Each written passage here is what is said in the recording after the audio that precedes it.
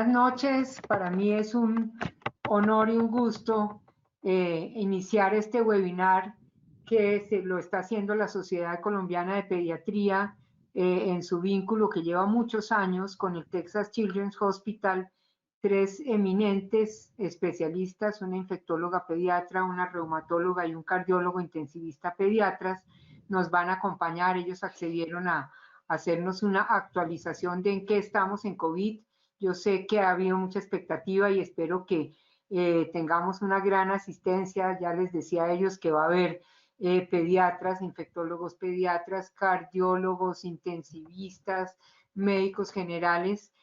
Vamos a tener 3 conferencias de altísimo nivel. Al final vamos a hacer una sesión de preguntas porque creo que todos en este momento tenemos muchas inquietudes de qué está pasando con COVID-19, hacia dónde vamos, cómo se comporta, y vamos a aprovechar toda la experticia de ellos tres para salir con muchos más conocimientos. Inicialmente les presento a la doctora Flor Muñoz. La doctora Flor Muñoz es infectóloga pediatra, ella trabaja en el Texas Children's, es experta en muchas áreas, entre ellas también en vacunas. Ella nos va a presentar un panorama general que es más o menos COVID-19, en qué estamos y un poco hacia dónde vamos. Flor, bienvenida, muchas gracias por estarnos acompañando.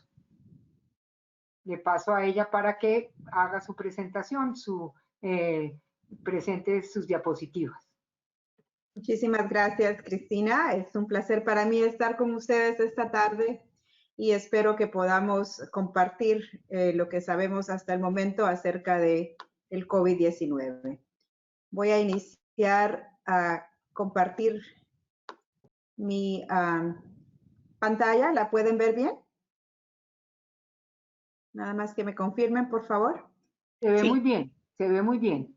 Perfecto, muchísimas gracias. Muy bien.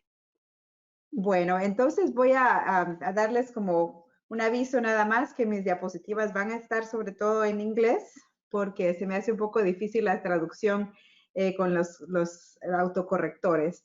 Pero esta tarde les quiero hablar acerca de COVID-19 en pediatría. ¿Qué sabemos hoy? Como dice la doctora Mariño, una reseña, un panorama de dónde estamos, dónde empezamos. Los objetivos es hablar de la epidemiología de la pandemia, cómo es que la pandemia ha afectado a los niños, a la mujer embarazada y al neonato, y hablarles sobre las recomendaciones de la Organización Mundial de la Salud, del CDC y la Academia Americana de Pediatría sobre algunos aspectos del cuidado de los niños. Brevemente tratar de hablar un poco sobre tratamiento y prevención, qué opciones hay en este momento, porque mis colegas van a hablar con más detalle de algunos de estos temas. Para empezar y que veamos en dónde nos encontramos ahora, esta gráfica de la Organización Mundial de la Salud creo que les da una buena visualización de cómo estamos. Si ustedes se dan cuenta, a principios del año, en enero, es que empezó la epidemia en China, y esta epidemia que ahora está en una figura al lado izquierdo se ve muy, muy pequeñita comparado con lo que está sucediendo a nivel mundial. Estos datos hasta hace un par de días, como ven, llegamos a ya más de 11 millones de casos a nivel mundial, más de medio millón de muertes a nivel mundial. Y tristemente el epicentro de esta pandemia en este momento se encuentra acá, en América. Y esto es el curso que está teniendo la pandemia, sigue aumentando el número de casos, con la mayoría de casos ocurriendo en América. En la gráfica azul ven el número de casos que están ocurriendo y los sitios foco como los Estados Unidos, Brasil, en Sudamérica, algunos países en Europa que todavía tuvieron un número de casos alto. Y en la gráfica en color naranja ven en donde está la mayor mortalidad, que de nuevo se ve afectado principalmente en Norte y Sudamérica. La situación global es preocupante. Se ve que el número de casos continúa aumentando en lugar de disminuir y que el número de muertes se mantiene constante. Quiere decir que el efecto, el impacto que está teniendo esta pandemia está aún en fase de aceleración, está aún en fase que no está controlada. Los quiero traer a Texas para que vean en dónde estamos acá. Nosotros estamos laborando acá en Houston, que es una de las grandes ciudades en Texas y la cuarta ciudad más grande de los Estados Unidos.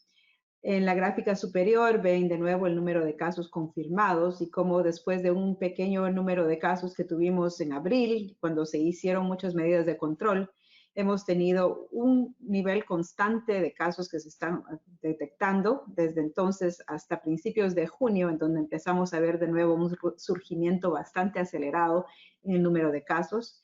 Y abajo en amarillo la mortalidad diaria, en donde vemos que hay, dependiendo de los reportes, muertes que están ocurriendo diariamente en el estado de Texas. Para de nuevo traerlos más cerca a donde estamos, aquí está una gráfica que les muestra lo que estamos viendo en Houston. Esta gráfica la pone, actualiza el Centro Médico de Texas, que es en donde está el Hospital de Niños de Texas. Y de nuevo coincide con lo que les acabo de mostrar, el número de casos confirmados positivos que siguen en aumento y un aumento bastante significativo en donde hasta la fecha llevamos casi 50,000 casos confirmados y que estamos teniendo un aumento de casos cada día. Cuando ustedes ven el impacto en cuanto a hospitalización, es muy similar la gráfica. Aquí en la línea roja están viendo la tendencia en los últimos 7 días en hospitalizaciones nuevas que sigue aumentando, mientras que en las barras azules están el número de hospitalizados que ocurren diariamente. Esto está creciendo más o menos 5.4% al día. Y vemos cómo estamos esperando realmente en este momento en el Centro Médico de Texas ver que se está llenando a capacidad los hospitales, las camas de intensivo, sobre todo en los hospitales de adultos, pero también estamos viendo eso en el Hospital Pediátrico de Texas Children's, en donde estamos nosotros, en donde la capacidad inicial se ha tenido que duplicar y ahora hasta triplicar para poder atender a nuestros pacientes. ¿Cómo es que llegamos a esto? Estos anuncios del periódico nos ponen un poquito en perspectiva.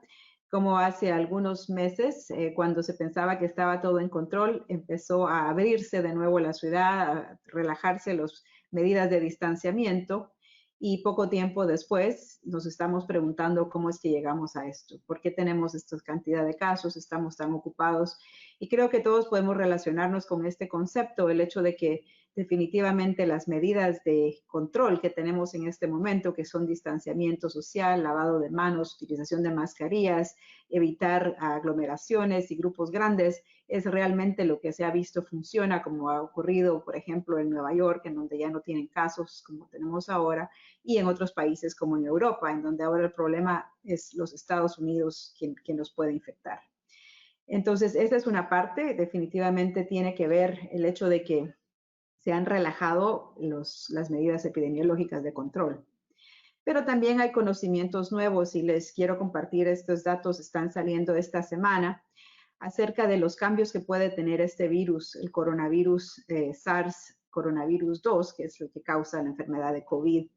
Esta publicación salió en Cell recientemente, apenas la semana pasada, y les muestra cómo desde un principio, incluso desde febrero, se había detectado ya una mutación en el virus, que es una mutación que hace que cambie la expresión de la proteína espicular o espiga, la proteína S que está en la superficie del virus, y que eso le hace que tenga mayor afinidad, mayor actividad en cuanto a adherirse a los receptores de la angiotensina, que están los receptores principales para este virus, y que hace que tenga una capacidad de replicación más alta, y esto podría implicar mayor transmisibilidad.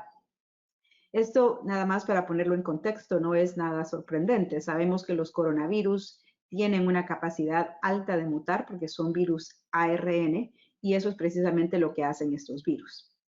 ¿Qué más sabemos acerca de este cambio? Bueno, sabemos que esto le da una ventaja a este virus para poder seguir sobreviviendo. Este es ya un virus humano que va a permanecer en la población humana de aquí en adelante. Como les digo, este cambio es debido simplemente a una mutación de un aminoácido en esa proteína de la espiga en comparación con la cepa original, digamos, del virus que se encontró al principio en Wuhan. Ahora han habido otras mutaciones y de hecho este cambio no es único. Este cambio se acompaña de otras 3 mutaciones dentro del virus que implican también cambios en la RNA polimerasa, la que hace que el virus se replique. De nuevo, esto aumenta la adherencia del virus a los receptores, se asocia con un mayor número de virus de replicación, entonces las personas que están infectadas con este virus nuevo, mutado, tienen mayor cantidad de virus que están excretando, lo que le hace que sea más transmisible, más eficaz en permanecer en la circulación de la humanidad.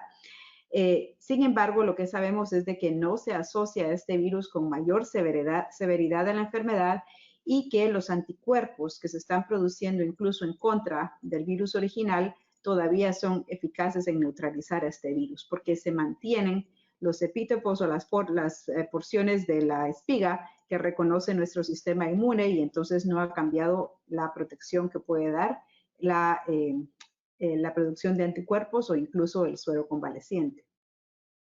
¿Qué sabemos acerca del coronavirus 19 en niños? Bueno, este es un pequeño resumen y lo voy a hacer pronto porque sé que ustedes están viendo estos casos también, pero en general sabemos que el coronavirus es menos frecuente en los niños y probablemente menos severo en los niños comparado con los adultos, porque los niños tienen menor posibilidad o tasas de hospitalización y menor mortalidad en general.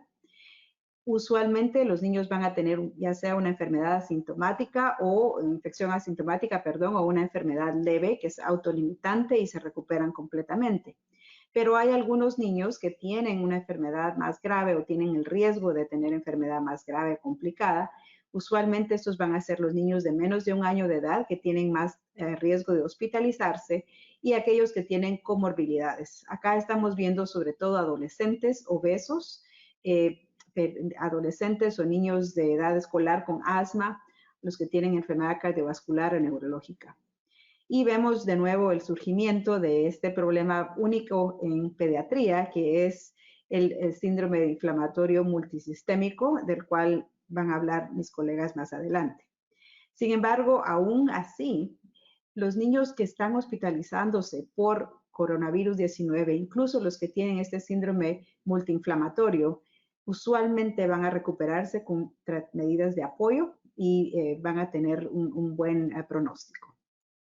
Para resumirles, como les decía, lo que pasó en China y en Italia ha sido diferente. Ha habido pocos casos, pero inicialmente teníamos ya esta indicación que los niños continúan siendo una minoría del número total de casos. En China e Italia fueron menos de un 2% de los casos en general. Ven como la mortalidad comparado con el resto de otras poblaciones, ya sea era 0 o muy, muy baja, comparada sobre todo con adultos mayores.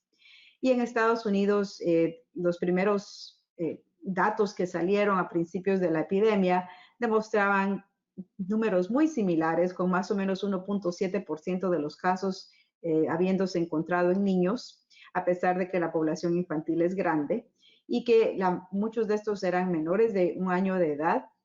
Aquellos que estaban siendo hospitalizados representaban también, sobre todo, niños pequeños con fiebre, y luego el número de los pacientes pediátricos que requería admisión al intensivo era más o menos la mitad de lo que se veía en los adultos, menos de un 2%. Estamos teniendo en los Estados Unidos un mayor número de casos que en muchos lados y lo mismo está pasando en Latinoamérica. Así es que les pongo esto porque es lo que ha salido publicado, pero creo que todavía estamos aprendiendo mucho acerca de qué es lo que hace COVID-19 en pediatría. La presentación clínica puede ser variada. Los niños en general se presentan igual que los adultos. Cuando tienen síntomas, tienen fiebre, tienen tos, pueden tener dificultad respiratoria y luego un número de otras manifestaciones, sobre todo gastrointestinales, porque sabemos cómo el virus puede afectar el tracto gastrointestinal. Y les muestro algunas de las radiografías y tomografías clásicas de lo que ahora conocemos como imágenes de virus despulido en los pacientes que tienen neumonía. Y esto, de nuevo, es igual de lo que se reporta en los adultos y algunos niños pueden tener un curso más grave y severo. En la gráfica a su lado derecho les muestro lo que estamos llevando el CDC en los Estados Unidos, que es muy similar a lo que hacemos con influenza. en donde se ven cuáles son los factores de riesgo para hospitalización en pediatría y ven como de nuevo los niños de menos de 1 año de edad, pero muchos no tienen factores de riesgo. Sin embargo, yo creo que es muy claro, lo hemos visto bien, que la obesidad, problemas pulmonares, interesantemente también problemas neurológicos o de inmunosupresión pueden ser factores de riesgo para hospitalización en pediatría. La severidad es para recalcar el hecho de que existe realmente un espectro grande de presentación, desde asintomáticos a enfermedad leve del tracto respiratorio superior o una diarrea simple, ya enfermedad moderada como neumonía, enfermedad severa en cuando ya empiezan a tener hipoxemia o tener necesidad de apoyo ventilatorio, pacientes críticos que tienen ya de fallo respiratorio o afección multiorgánica y luego mortalidad. Pero en general, en los casos iniciales, esto se presentaba sobre todo en los niños pequeños. Creo que de nuevo estamos viendo un poco diferente la perspectiva en América porque estamos viendo casos en pacientes adolescentes también. Un par de perlitas antes de que hablemos acerca de otros temas.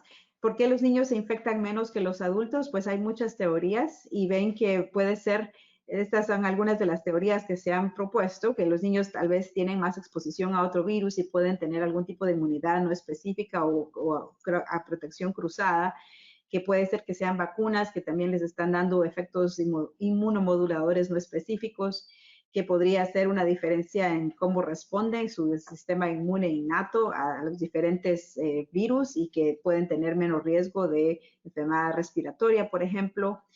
Puede ser que tengan menos condiciones de base que los predispongan, o también puede ser que no los diagnostiquemos. Pero esta figura les muestro cómo, o sea, yo creo que la han visto antes, se ve que los niños, sobre todo menos de 10 años, pero también adolescentes comparado con adultos, tienen menor cantidad de expresión del receptor del virus y eso podría explicar también esto. Esta figura me llamó la atención, no sé si la han visto, pero les muestra que además este virus es muy particular, además de tener tropismo por el epitelio respiratorio, como los bronquios y el pulmón.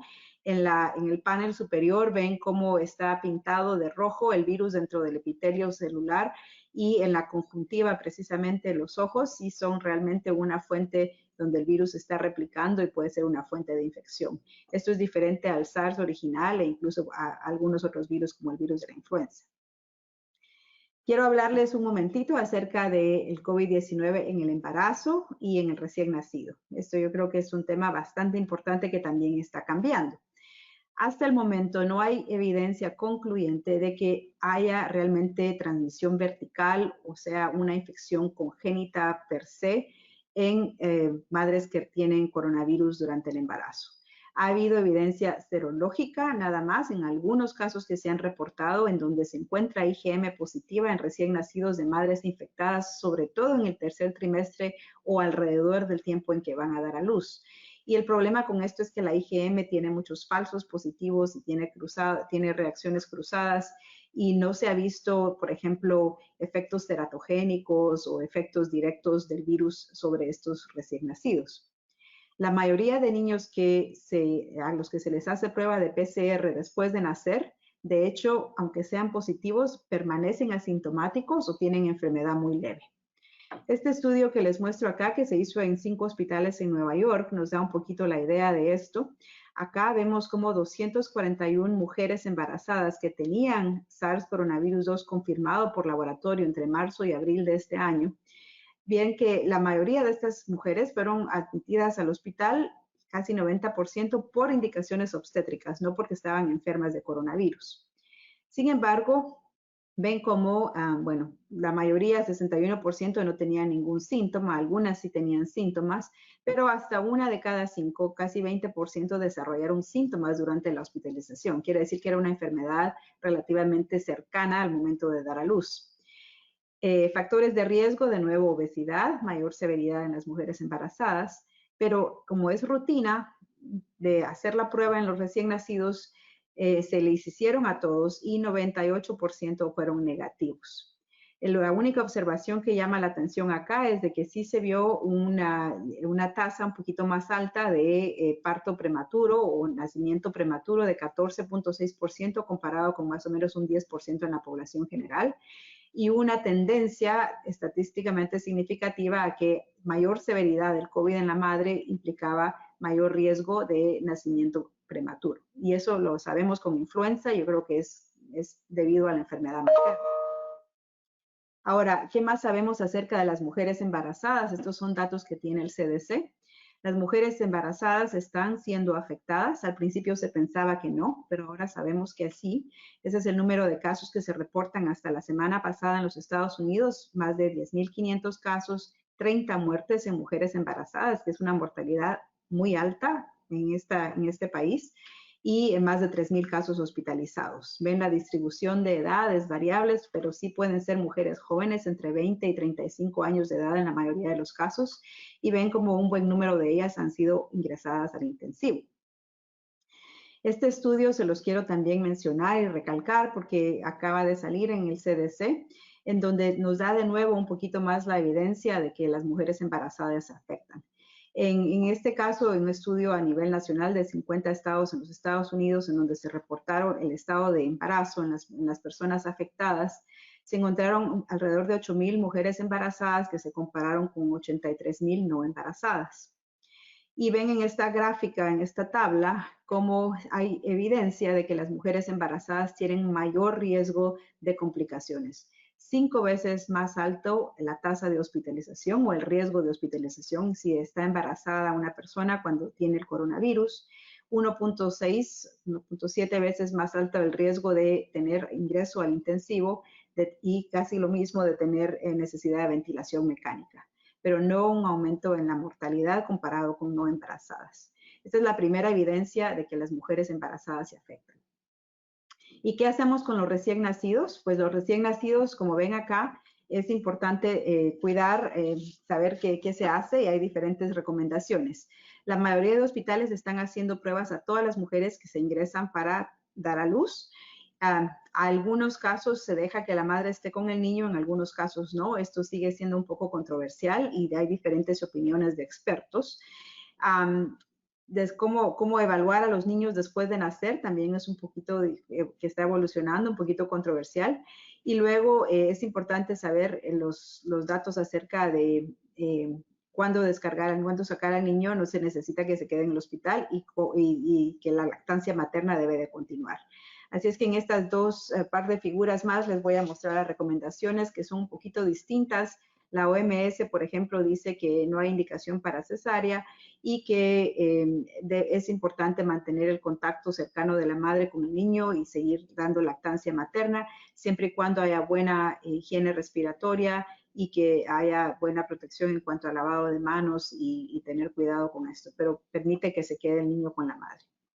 Al contrario de esto, el CDC y la Academia Americana de Pediatría tienen más o menos con recomendaciones similares. Esto es, de nuevo, en el caso de una madre confirmada con infección de COVID-19, ¿qué se hace con el recién nacido?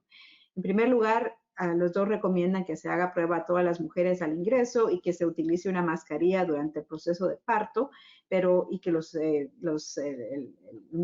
médicos y el personal estén utilizando métodos de protección todo el tiempo. Los dos recomiendan que se haga prueba de PCR en los neonatos al nacer y se debe de hacer en las primeras 24 horas de vida y luego repetirla a las 48 horas o antes de que salga el niño del hospital, ya sea que esté sintomático o no. No se recomienda pruebas de anticuerpo. Los dos recomiendan de alguna forma la separación de la madre del niño para evitar una infección de la madre al niño si el niño no está infectado. Sobre todo el CDC es más fuerte en esta recomendación. Y no se recomienda esperar a que salgan los resultados de la segunda prueba para darle de alta al niño. Darle lactancia materna está recomendado en ambos casos. Y la Academia Americana también da recomendaciones acerca de cómo hacer el seguimiento de este niño, y esto es darle una evaluación con pruebas repetidas de hisopados para buscar el coronavirus a cada 48 72 horas hasta que tengan 2 pruebas negativas y el niño había estado positivo al nacer. Además de eso, la Academia Americana de Pediatría indica qué hacer si tienen ustedes a un niño positivo y asintomático. Hay que dar un seguimiento frecuente en los primeros 14 días de vida, ya sea con llamadas telefónicas o visitas a la clínica, y tener mucha precaución de que este niño asintomático positivo no vaya a infectar a otras personas. El recién nacido negativo de una madre infectada debería de tener idealmente a alguien que ayude a cuidar a ese bebé, no la madre. Y hay que dar la información a todos los que lo van a cuidar de cómo protegerse. La madre podría tener contacto con el niño, aunque se recomienda esa distancia de por lo menos 6 pies lo más posible y utilizar buena higiene, como les mencionaba, pero puede ya empezar a hacerse cargo del niño después de que ha dejado de tener fiebre por 3 días o si tiene 10 días sin tener ningún síntoma, o 10 días desde la última prueba positiva que se le hizo, o finalmente si ha tenido 2 pruebas negativas. Para todos los que van a cuidar a los niños recién nacidos tienen que tener muy buena higiene, por supuesto. Entonces, esas son las guías. Voy a tratar de resumir muy brevemente porque no quiero gastarme todo mi tiempo, pero para hablarles de tratamiento y vacuna. Tratamiento, esta es nuestra guía de manejo, por lo menos en infectología. Nada más para decirles de que nosotros en el Texas Children's estamos promoviendo el tratamiento de apoyo. Vamos a dejar los pacientes en las manos de nuestros colegas intensivistas y que no utilizamos ningún medicamento que no sea, ya sea bajo un estudio clínico o aprobado para uso de compasión, que se dice, o como por ejemplo el remdesivir y plasma convaleciente. Aparte de eso, no utilizamos ningún otro tipo de medicamento en estos pacientes porque no hay evidencia de que funcionen para prevención en pacientes infectados asintomáticos o incluso para pacientes infectados. Vacunas, el desarrollo de vacunas es muy importante porque es lo que nos va a hacer salir de esto. Sabemos que se puede desarrollar una vacuna porque en los casos de otros coronavirus similares como el SARS y el coronavirus del Oriente Medio, se han desarrollado anticuerpos. Hay algunos modelos en donde se pudieron desarrollar vacunas en animales, por ejemplo, y sabemos de que aunque este virus pueda cambiar, es esencial identificar una vacuna que sea eficaz porque va, como les decía, el virus a persistir y a recurrir sin ninguna estacionalidad.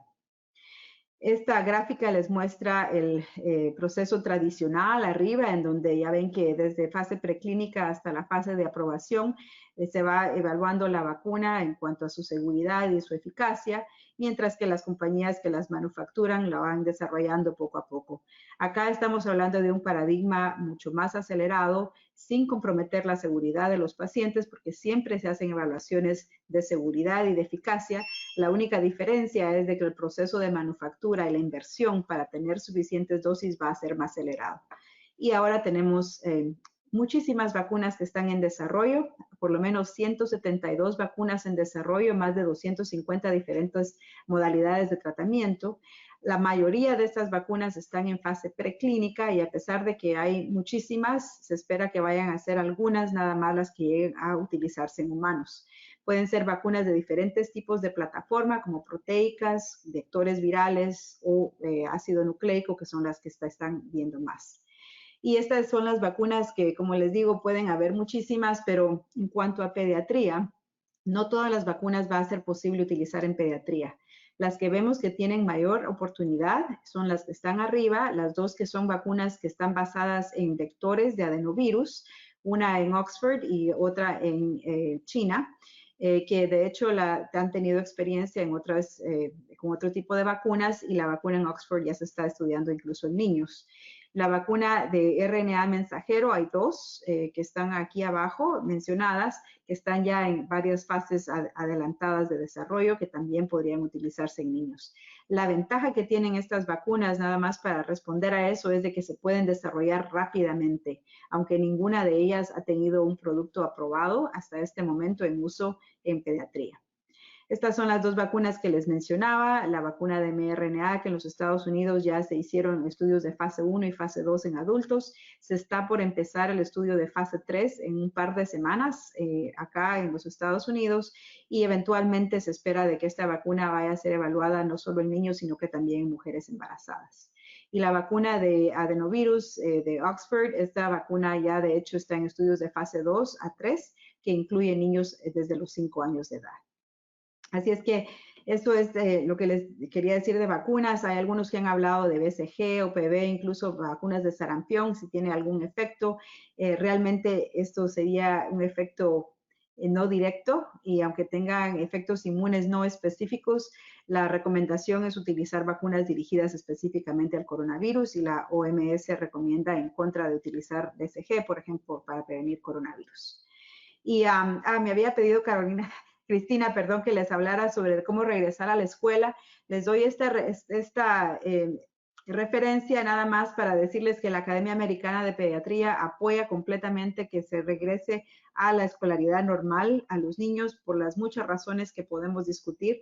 Más que todo que los niños necesitan esa estimulación, necesitan ese ambiente y es muy difícil para las familias tratar de hacer escolaridad en la casa. Pero tienen que estar las medidas adecuadas para proteger tanto al personal como a los niños y la utilización de todas estas medidas es lo que va a dictar si se puede regresar a la escuela o no. Este documento les da todas las opciones que tienen, no los voy a tomar más tiempo, estrategias de mitigación, qué es lo que hay que hacer para estar seguros de que los niños puedan regresar bien a la escuela y monitorizar de que no haya infección en la escuela. El CDC tiene una guía similar. Yo les puedo pasar estas diapositivas después para verlas más despacio. Y finalizar diciéndoles que realmente la respuesta contra el coronavirus es muy variada. Tenemos la respuesta de salud pública, que es lo que está funcionando y podemos utilizar, y que el desarrollo de otras modalidades como anticuerpos monoclonales, antivirales y vacunas, que eventualmente es lo que nos va a ayudar a controlar esta epidemia, es lo que vamos a ver en los próximos meses y que va a lograr interrumpir esa transmisión. Me quedo acá, voy a dejar de compartir mi screen para que ustedes, mi pantalla, para que ustedes puedan seguir la discusión. Muchísimas gracias. Muchas gracias, doctora Flor. Excelente su conferencia. Yo creo, les quiero contar a los conferencistas que en este momento hay un poco más de alrededor de 1.100 personas conectadas. Ya tenemos muchísimas preguntas. Voy a tratar de resumirlas para el final, porque pues obviamente todo el mundo quiere preguntar algo. Excelente su conferencia. Vamos a seguir ahora con la doctora Pereira. La doctora María Pereira es reumatóloga pediatra, ella también trabaja en el Texas Children's y ella nos va a hablar del síndrome inflamatorio multisistémico asociado a COVID-19. Doctora Pereira, si nos puede compartir su presentación, están listos. Hola, muy buenas noches. Gracias, Cristina, por la invitación. Gracias por la oportunidad de estar aquí y de poderles contar un poquito sobre este tema tan interesante del síndrome inflamatorio. Permítame, del síndrome inflamatorio multisistémico en niños y adolescentes que estamos empezando, ¿verdad? Cada vez a conocer un poquito más y mejor. Entonces, bueno, ya sabemos que el coronavirus se ha extendido en todo el mundo, dejando fuertes impactos en el área de la salud, así como impactos sociales, económicos y climáticos. Sabemos que de muchas maneras todos hemos sido afectados por la nueva pandemia y estos son, ¿verdad?, los números que también mostró la Flor para mirar el impacto global. Ya tenemos más de 11 millones de personas que han sido afectadas y más de 500,000 de muertes. Entonces, este número sigue subiendo, sigue para arriba y pues de alguna u otra manera continuamos aprendiendo un poquito más sobre este tema. Sabemos que las complicaciones pulmonares han sido la principal causa de hospitalización y muerte, sobre todo en adultos. Y aunque ya todos hemos escuchado de cómo el virus también tiene la capacidad de afectar otros órganos, pero cuando empezamos a aprender sobre este virus, pues esto era la verdad lo que veníamos escuchando por diferentes maneras y la fisiopatología del virus sabemos que afecta más el sistema respiratorio. Afortunadamente, en pediatría los casos de enfermedad severa siguen siendo pocos y esa es la verdad. En esta revisión sistémica se analizaron 7,780 pacientes pediátricos. Esto fue un estudio que se hizo en una revisión sistemática que se analizaron 131 estudios en 26 países y podemos ver que en verdad los síntomas son en esta parte de aquí, asintomáticos, hasta casi 20% de ellos tenían asintomáticos. Fiebre en 59%, tos en 55% y luego otra variedad de síntomas clínicos. Y como ya también aprendimos un poco sobre los hallazgos radiológicos, había muchos pacientes que tenían incluso en la radiografía de tórax completamente normal o lesiones irregulares, opacidad de vidrio esmerilado en 33%. También es importante decir de que en pacientes pediátricos se ha visto que el número de coinfecciones es tan alto hasta como 5% y estas coinfecciones vienen con la influenza y el micoplasma. Entonces también, ¿verdad? Es un poco, a la hora de analizar cuáles son los hallazgos radiológicos que son no específicos para el COVID, hay que saber decir si podría ser por algún otro virus. Dentro de las complicaciones sabemos de que sobre todo sigue siendo leve, la tasa de mortalidad sigue siendo muy baja. En este estudio se vio que solamente habían habido 7 muertos, o sea, 0.09% de todos los niños que se analizaron. Y quiero traer su atención aquí donde habla sobre este síndrome que vamos a hablar un poquito más y conocer más del síndrome multisistémico inflamatorio, donde el porcentaje es muy bajo, 0.14%. Entonces, los objetivos de mi plática, yo quiero resumir cuál es la nueva identidad pediátrica conocida como síndrome de inflamación multisistémica en niños y adolescentes. Quiero discutir la evaluación de los pacientes sospechosos y revisar el manejo intrahospitalario de los pacientes sospechosos y confirmados y demostrarles un poquito sobre cuál es la evidencia que tenemos hasta ahora. La primera vez que empezamos a escuchar sobre afectación severa en niños fue en verdad a finales de abril. A finales de abril, cuando el grupo del Reino Unido sacó una publicación o una alerta internacional a la comunidad pediátrica diciendo que ellos habían analizado a 8 niños en cuestión de 10 días que estaban presentando con shock cardiovascular y características de enfermedad de Kawasaki. Entonces, como ellos vieron que habían estos niños con enfermedad severa en presentación durante esta pandemia, quisieron alertar al resto de la comunidad. Dentro de estos niños, la edad era entre 4 a 14 años o un poco más, la edad un poquito más avanzada que lo que generalmente vemos en enfermedad Kawasaki. 6 de 8 niños era de descendencia afrocaribeña, 5 de 8 era masculino. Esto es importante porque 7 de 8 niños tenían vómito y diarrea, como ya aprendimos que también el virus puede tener manifestaciones gastrointestinales. Solamente 1 de 8 tenían síntomas respiratorios. Y a mí me llama mucho la atención ver que 0 de estos niños no tenían positivo el examen de PCR por la nasofaringeo bronquial, pero sí había manera de detectarlo en serología, que hace pensar un poco que la infección no era una infección aguda, sino que venía un poquito después, un par de semanas después de la infección inicial. Y solamente uno de estos niños murió por isquemia cardíaca.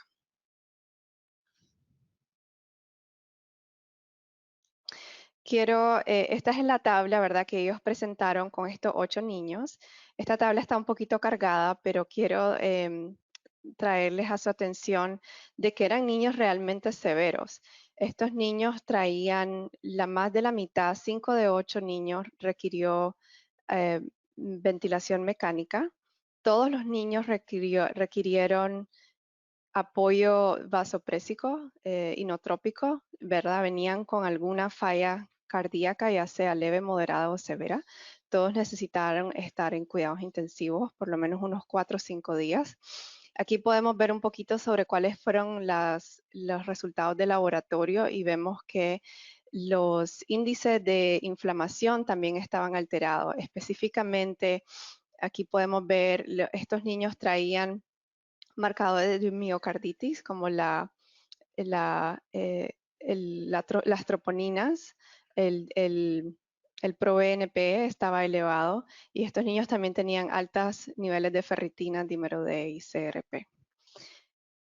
Y más o menos quedaron de 4 o 5 días y luego lograron salir del cuidado intensivos. Entonces, al Reino Unido tener esta alerta a la comunidad, muy rapidito la CDC, en cuestión de días después, sacó la definición de casos de enfermedad inflamatoria sistémica en niños. Y aquí podemos ver la definición. Más que todo se define cuando obviamente tiene que ser un niño menor de 21 años, tiene que tener evidencia de inflamación por los laboratorios y tiene que tener por lo menos 2 sistemas que están involucrados: cardíaco, renal, respiratorio, hematológico, gastrointestinal, dermatológico o neurológico. Y tiene que haber hay alguna evidencia de infección, ya sea por algún marcador serológico, por algún marcador de PCR o por haber sido expuesto a alguien conocido con COVID dentro de 4 semanas antes de que empezaran los síntomas. Y estos niños, así fue como empezamos a conocer por primera vez sobre el síndrome, que lo vamos para abreviarlo, lo abreviamos como MIS-C. Entonces el mismo grupo del Reino Unido sacó las primeras orientaciones o las primeras recomendaciones de qué hacer ante este tipo, cuando vengan los niños con enfermedad severa ingresando al hospital, qué es lo que hay que hacer, ¿verdad? Para poder estar alerta y poder estar al tanto. Entonces, dentro de las cosas, aquí se los resumí. El manejo médico inicial es primero hacer monitoreo cardiorrespiratorio y vigilancia de falla multiorgánica, ¿verdad? Muy de cerca. Considerar terapias para enfermedad de Kawasaki, ya que estos niños traen bastantes similitudes con la enfermedad de Kawasaki y el doctor nos va a hablar un poquito más sobre eso. Aquí no voy a expandir mucho en el tratamiento, pero considerar dar tratamiento con inmunoglobulinas y aspirina.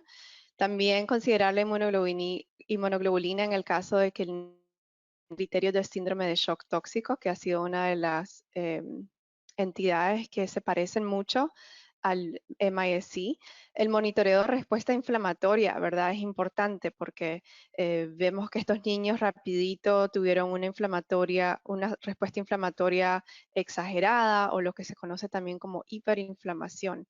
Entonces, estar monitoreando muy de cerca la fiebre y otros síntomas clínicos: hepatoesplenomegalia, linfadenopatía, erupción cutánea y deterioro general de otros órganos. Y dentro de los marcadores de laboratorio que hacemos diariamente, mirar a ver quiénes tienen pancitopenia, elevación de las transaminasas, ferritina, triglicéridos y dímero D han sido bastante importantes para monitorear. Dentro de los tratamientos, involucrar a los subespecialistas, obviamente a los intensivistas, que son los que llevan al frente del monitoreo de estos pacientes bien enfermos. Involucrar muy rápido al equipo de infectología, los inmunólogos y los reumatólogos que tienen alguna experiencia, ¿verdad?, tratando niños con respuesta inflamatoria similar. Las terapias antivirales va dependiendo de los ensayos clínicos que están disponibles en cada hospital, y considerar la terapia inmunomoduladora. Entonces, estas fueron las primeras recomendaciones. Luego, en cuestión de días, salió en Italia este estudio donde ellos demostraron que habían 10 niños que en cuestión también de 2 semanas se habían presentado con enfermedad parecida al Kawasaki.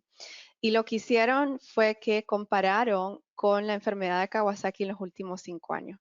Y es interesante mirar aquí en este cuadro. El grupo 1 son el grupo que se diagnosticó con Kawasaki antes de febrero del 2020, y en el grupo 2 son los pacientes que se diagnosticaron con Kawasaki o Kawasaki-like después de que empezó la pandemia.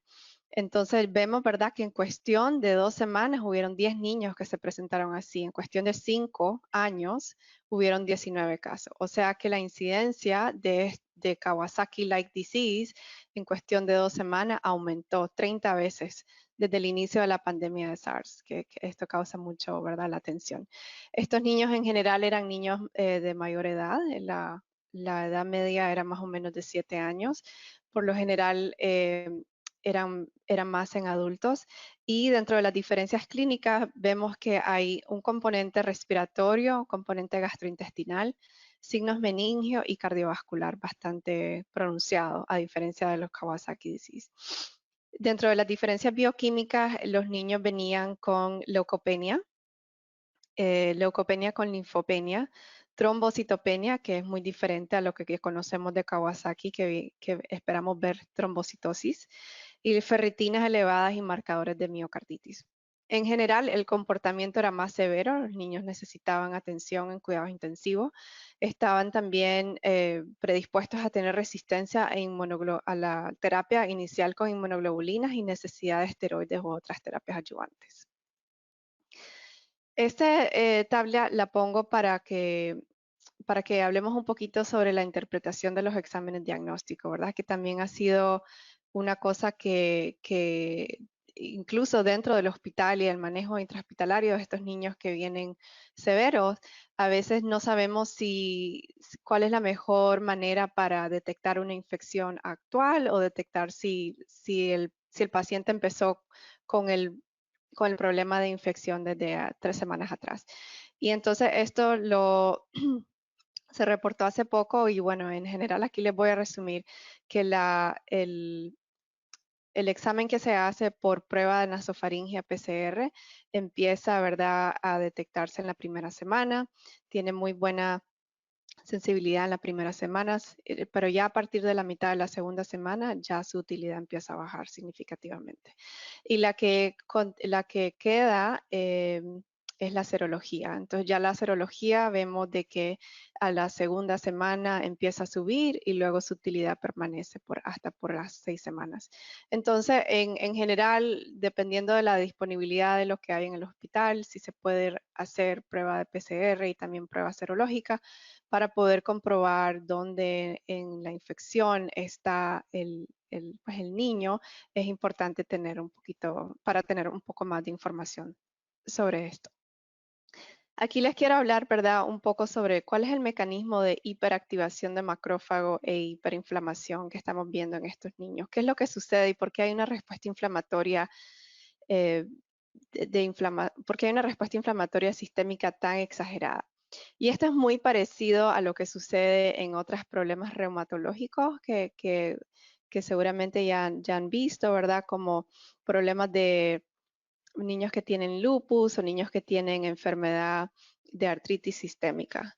Hay muchos mecanismos que contribuyen a la activación de macrófagos derivados de monocitos. Primero, si hay producción del interferón tipo 1, que conlleva efectos citotóxicos y facilita la secreción de citoquinas por las células epiteliales alveolares. Esto resulta en reclutamiento de monocitos en la circulación y también en el pulmón.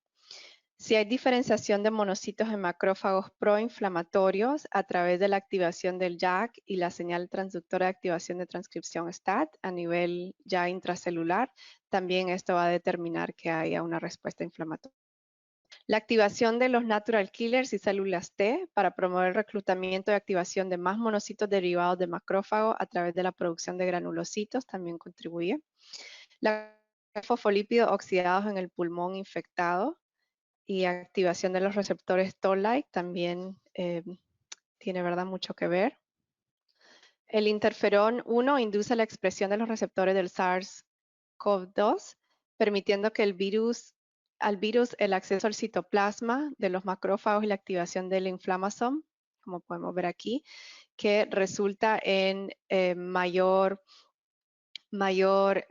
secreción de la interleuquina 1 beta, que sabemos que es proinflamatoria, al igual que otras citoquinas antiinflamatorias que al final resultan en una tormenta de citoquinas, que era lo que veníamos escuchando, ¿verdad?, en la literatura de los adultos que se miraban severamente enfermos en cuidados intensivos con problemas de falla multiorgánica. Y esto viene de la mano también a entender por qué hay mecanismo de hipercoagulación cuando la respuesta inflamatoria sistémica se ha activado de manera exagerada. El estímulo proinflamatorio conlleva a las células endoteliales a activarse por las diferentes citoquinas, las partículas virales, a producir más quimoquinas de adhesión que activan a la vía intrínseca de la coagulación y resultan en los depósitos de fibrina y coagulación, ¿verdad? Eso ya lo sabemos. Pero al mismo tiempo, cuando este fenómeno sucede, los neutrófilos son reclutados por las células epiteliales activadas y secretan NETs, que es el Neutrophil Extracellular Traps, que esto también activa la coagulación por contacto directo con las plaquetas y amplifica la coagulación. Entonces, al tener un problema alterado de inflamación donde hay muchas quimoquinas, entonces por la vía intrínseca y la vía extrínseca la coagulación también se va a activar.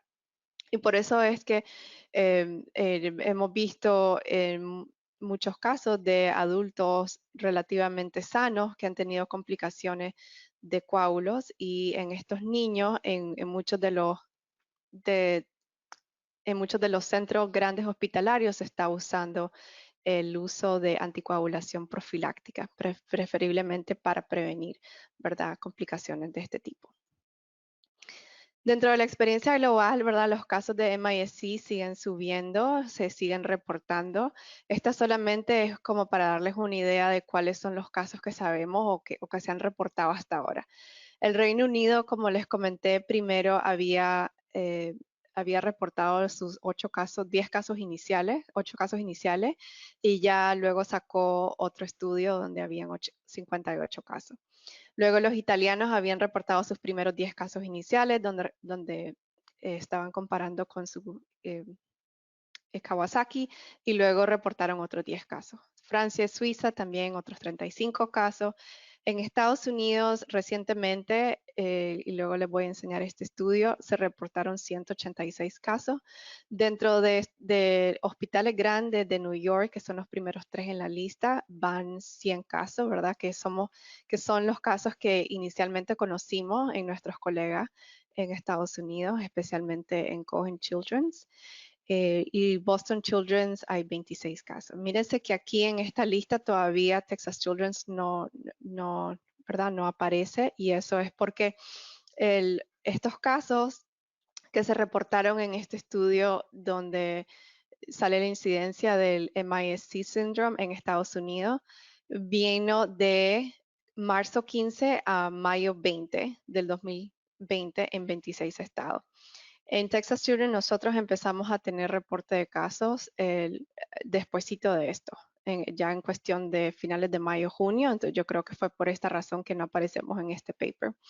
Pero estoy segura que ya vienen más casos más.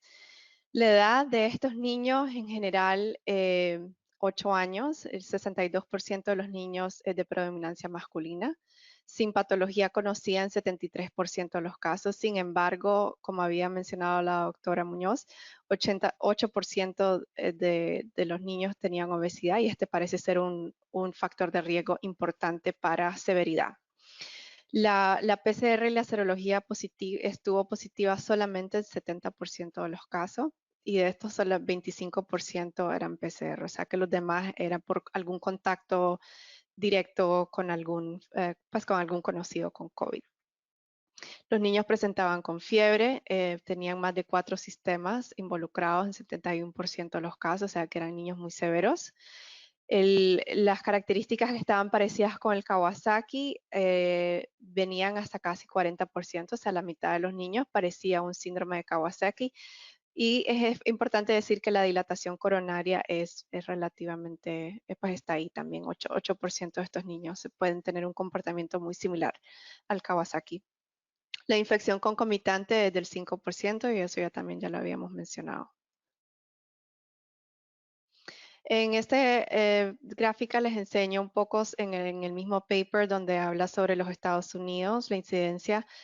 Quiero recalcar, ¿verdad?, que la mayoría de estos niños tenían problemas cardiovasculares. Arriba del 80% de estos niños tenían algún tipo de involucramiento en el sistema cardiovascular. Es muy variable la severidad, algunos niños con problemas cardíacos de disfunción cardíaca de ventrículo derecho, de ventrículo izquierdo, algunos moderados, algunos severos, algunos con arritmia, algunos con dilatación coronaria, algunos necesitando algunos otros tipos de soporte. Pero también hay otros órganos que son importantes recalcar. El problema gastrointestinal es muy prevalente, 91-93% de los casos. Problemas hematológicos, ¿verdad? Como pancitopenias y luego pues una variedad de otros tipos. En cuestión, estos niños estuvieron hospitalizados más o menos unos 7 días. 80% de esa hospitalización fue en cuidados intensivos. 48% de los niños necesitaron soporte inotrópico y 20% de ventilación mecánica. El tratamiento es variable, ¿verdad? Depende de cada centro, pero en general 77% se utilizó la inmunoglobulina. 49%, la mitad, usaron corticosteroides y biológicos solamente un 20%. Aquí con la anticoagulación se ocupó en casi la mitad de los niños. Solo 14 pacientes habían sido sintomáticos en la infección primaria y los síntomas del MIS-C empezaron 25 días después y fue bien variable entre 6 y 51 días. Entonces parecía que había habido un contacto inicial y muchos de los niños no habían tenido ningún síntoma en su contacto inicial. Les quiero contar un poquito, ¿verdad?, sobre la experiencia interna en Texas Children's Hospital. Como les conté, la mayoría de los casos se presentaron ya en junio. La doctora Muñoz nos enseñó, ¿verdad?, el pico y la incidencia, cómo ha aumentado los casos en Texas, y por eso creo que estábamos un poquito más atrasados comparado a otros estados. Hemos tenido más o menos como 35 casos que entran y hay una fuerte sospecha. Solamente 10 casos han sido confirmados y a la manera de confirmarse es porque tienen serología o PCR positivo. 7 de estos niños han tenido características muy parecidas al Kawasaki e incluso con dilatación de las coronarias. A 8 de 10 se les dio tratamiento con inmunoglobulinas, 9 con corticosteroides y 3 de ellos recibieron anakinra como el biológico de elección. Y estos niños en verdad salieron del hospital sin ninguna muerte, salieron bastante bien, solamente uno fue reingresado por una complicación de úlcera de presión. Esta niña tenía también la comorbilidad de ser obesa y ninguno de estos niños ha tenido ningún problema después de su caso hospitalario. Dentro de mis conclusiones, el MIS-C es un síndrome inflamatorio pensamos que postinfeccioso, ¿verdad?, temporalmente relacionado al SARS-CoV-2. La incidencia y los factores de riesgo aún no se conocen. En verdad, como no tenemos reporte de todos estos niños que son asintomáticos, no conocemos cuál es el denominador, eso no conocemos en verdad cuál es la incidencia del MIS-C, pero en general sabemos que es muy poca. El MIS-C tiene una presentación grave, pero es una condición tratable si se ofrece tratamiento de apoyo y terapia inmunomoduladora temprana. Esa es la clave. Y las secuelas a largo plazo pues quedan por estudiarse porque no sabemos qué va a pasar en los próximos meses o años después de que un niño ha sufrido el MIS-C. Y bueno, y aquí les dejo el espacio para preguntas. Muchas gracias, doctora María.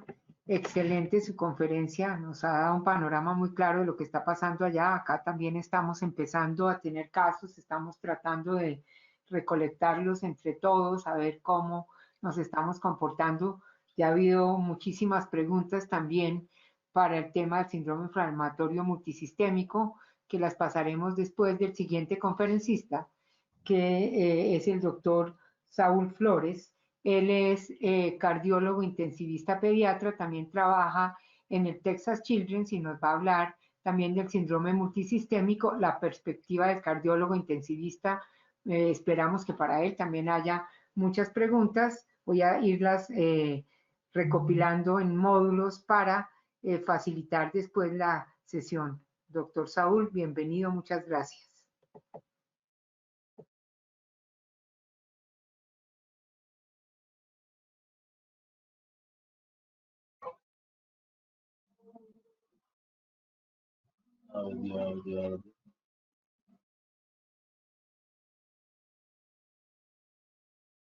¿Me escuchan?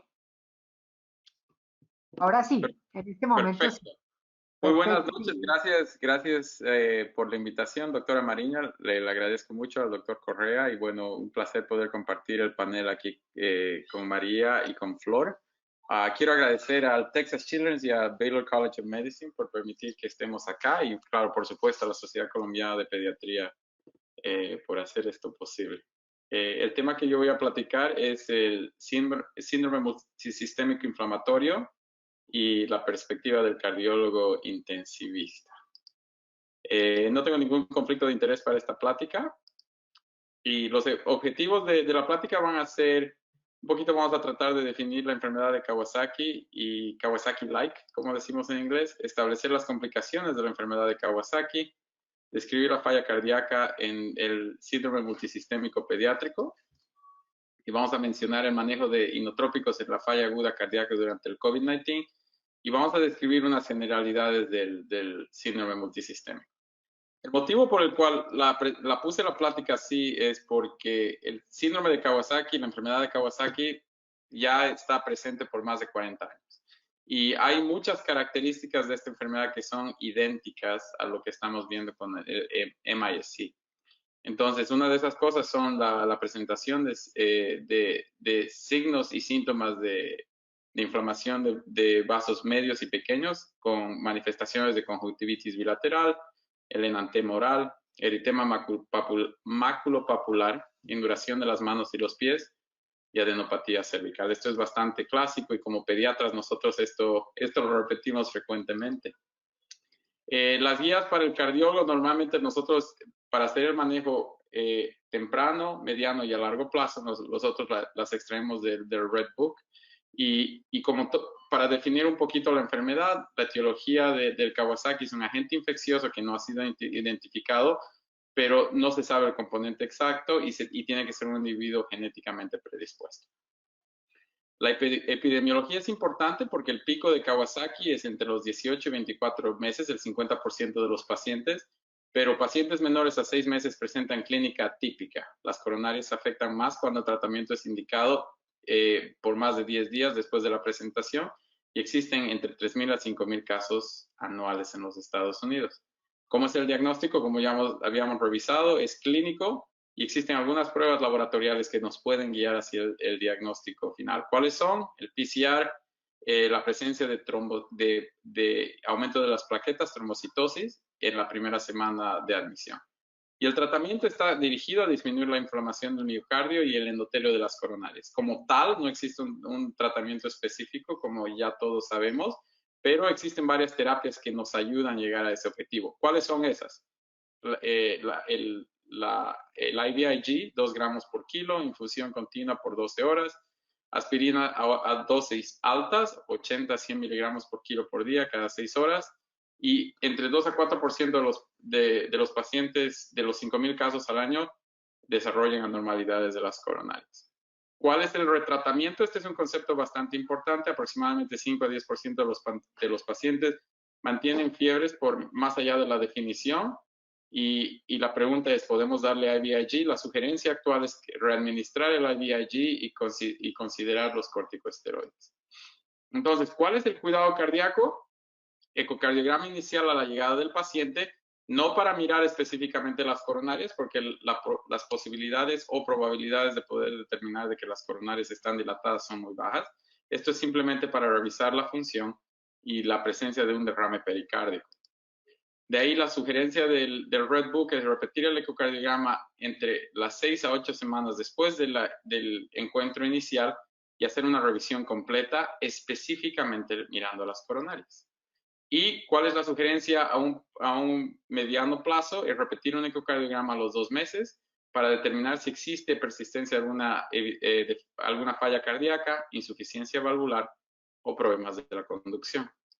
El tratamiento crónico de la enfermedad de Kawasaki después del control de la fiebre son bajar las dosis de aspirina de los 80 a 100 miligramos a 3 a 5 miligramos por kilo por día por 6 a 8 semanas Pacientes con problemas coronarios por más de 2 meses consideran un segundo agente antiplaquetario como el dipirimadol, 4 miligramos por kilo cada 8 horas. Y coronarias que están muy dilatadas, aneurismales, con dilataciones por encima de 8 milímetros en el tamaño absoluto en el diámetro de la coronaria, requieren anticoagulación con warfarina. Entonces, ¿cómo es que nosotros viramos las coronarias? Ese es un corte, como decimos en inglés, el parasternal short axis, el notch del transductor hacia el hombro izquierdo. Y esta es la imagen normal que nosotros tratamos de obtener, la válvula aórtica en FOS, como se dice, la coronaria izquierda, la coronaria derecha, y estamos tratando de determinar el tamaño. En ecocardiograma, esta es la manera en la cual se ve. Y ahora, ¿cómo se ve la patología? Lo que vamos a estar tratando de ver es la dilatación de las coronarias. Y existen distintos tipos, como ustedes pueden ver. Puede haber una dilatación saccular que tiene un pedículo, puede ser una dilatación fusiforme un poquito más difusa, y existe la ectasia, que son, como le dicen en inglés, un hourglass shape, como un reloj de arena, que tiene una cintura y tiene otra dilatación, cintura y otra dilatación, y las dilataciones gigantes o aneurismas, ¿verdad? Aquí existe otro diagrama para demostrar los mismos hallazgos, y es así que se ve en el ecocardiograma, la coronaria dilatada, y los criterios de dilatación es más de 3 milímetros de tamaño absoluto en cualquier corte, o el C-score famoso, que es mayor a 2 C-score, y para los aneurismas 2.5. Esos son los conceptos generales. Aquí otra mirada a unas coronarias, esta vez dilatadas con un aneurisma gigante, y ustedes pueden ver el flujo de sangre con Doppler de color. Ahora, mirando un poquito más profundo, aquí se ve una dilatación un poco más distal de la coronaria, y hay que hacer un seguimiento muy detallado de las coronarias, y una vez más remarcando lo que habíamos hablado inicialmente, que las coronarias no se pueden ver muy claramente, no se espera mucha enfermedad en el contacto inicial, sino hay que esperar más tiempo, es en el segundo ecocardiograma que ocurre entre las semanas 6 y 8. Ahora, una mirada a la coronaria izquierda, pueden ver que en este caso la coronaria, la left main coronary artery y la circunfleja están dilatadas de acuerdo al tamaño del paciente. En algunas instancias se tiene que hacer estudios ancilares, como en este caso un angiograma, donde puede ver una dilatación masiva de la circunfleja y una dilatación bastante pronunciada de la left, dicen, de la LAD. De la misma manera, este es un corte sagital, donde pueden ver que la LAD, una vez dilatada en varios segmentos a través, pero tiene una dilatación aneurismal en el frente, y la coronaria derecha también con dilataciones. Y actualmente lo que se hace mucho son estudios de corte transversal, como una tomografía de múltiples cortes, y esto nos da la posibilidad de, en una sola imagen, poder hacer un estudio de las dilataciones de la coronaria en la totalidad de su proyección. Entonces es una ventaja que ha ocurrido en los últimos años.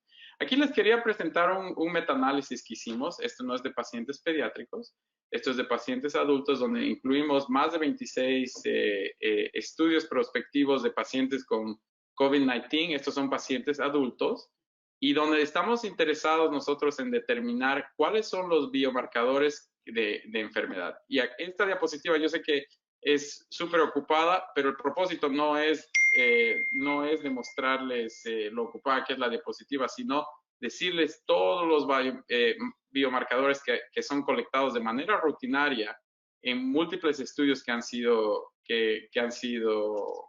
publicados. Aquí ustedes pueden ver los autores. Entonces, un poquito mirando a la información en más detalle, incluimos 31 pacientes, en 31 estudios, más de 5.600 pacientes adultos, de los cuales 3.838 pacientes presentaron con lo que fue catalogado como COVID severo. Y este era manifestado por la mayoría de los casos, utilizando la definición de la Organización Mundial de la Salud, con problemas respiratorios severos requiriendo presión positiva. Y 1.714 pacientes tenían COVID no severo. ¿Cuáles fueron los hallazgos más importantes? Los hallazgos más importantes es que la mayoría de los pacientes tuvieron incremento de los glóbulos blancos, una leucocitosis, incremento de los neutrófilos, disminución de los linfocitos, tenían algunos anemia, pero no cruzaba la línea del efecto, y además tenían disminución de la albúmina. Tomando toda esa información en contexto, entonces más o menos podemos ver el bioplan del paciente en el cual existe aumento de los glóbulos blancos con neutrofilia, linfopenia y un poco de compromiso hepático con disminución de la producción de albúmina.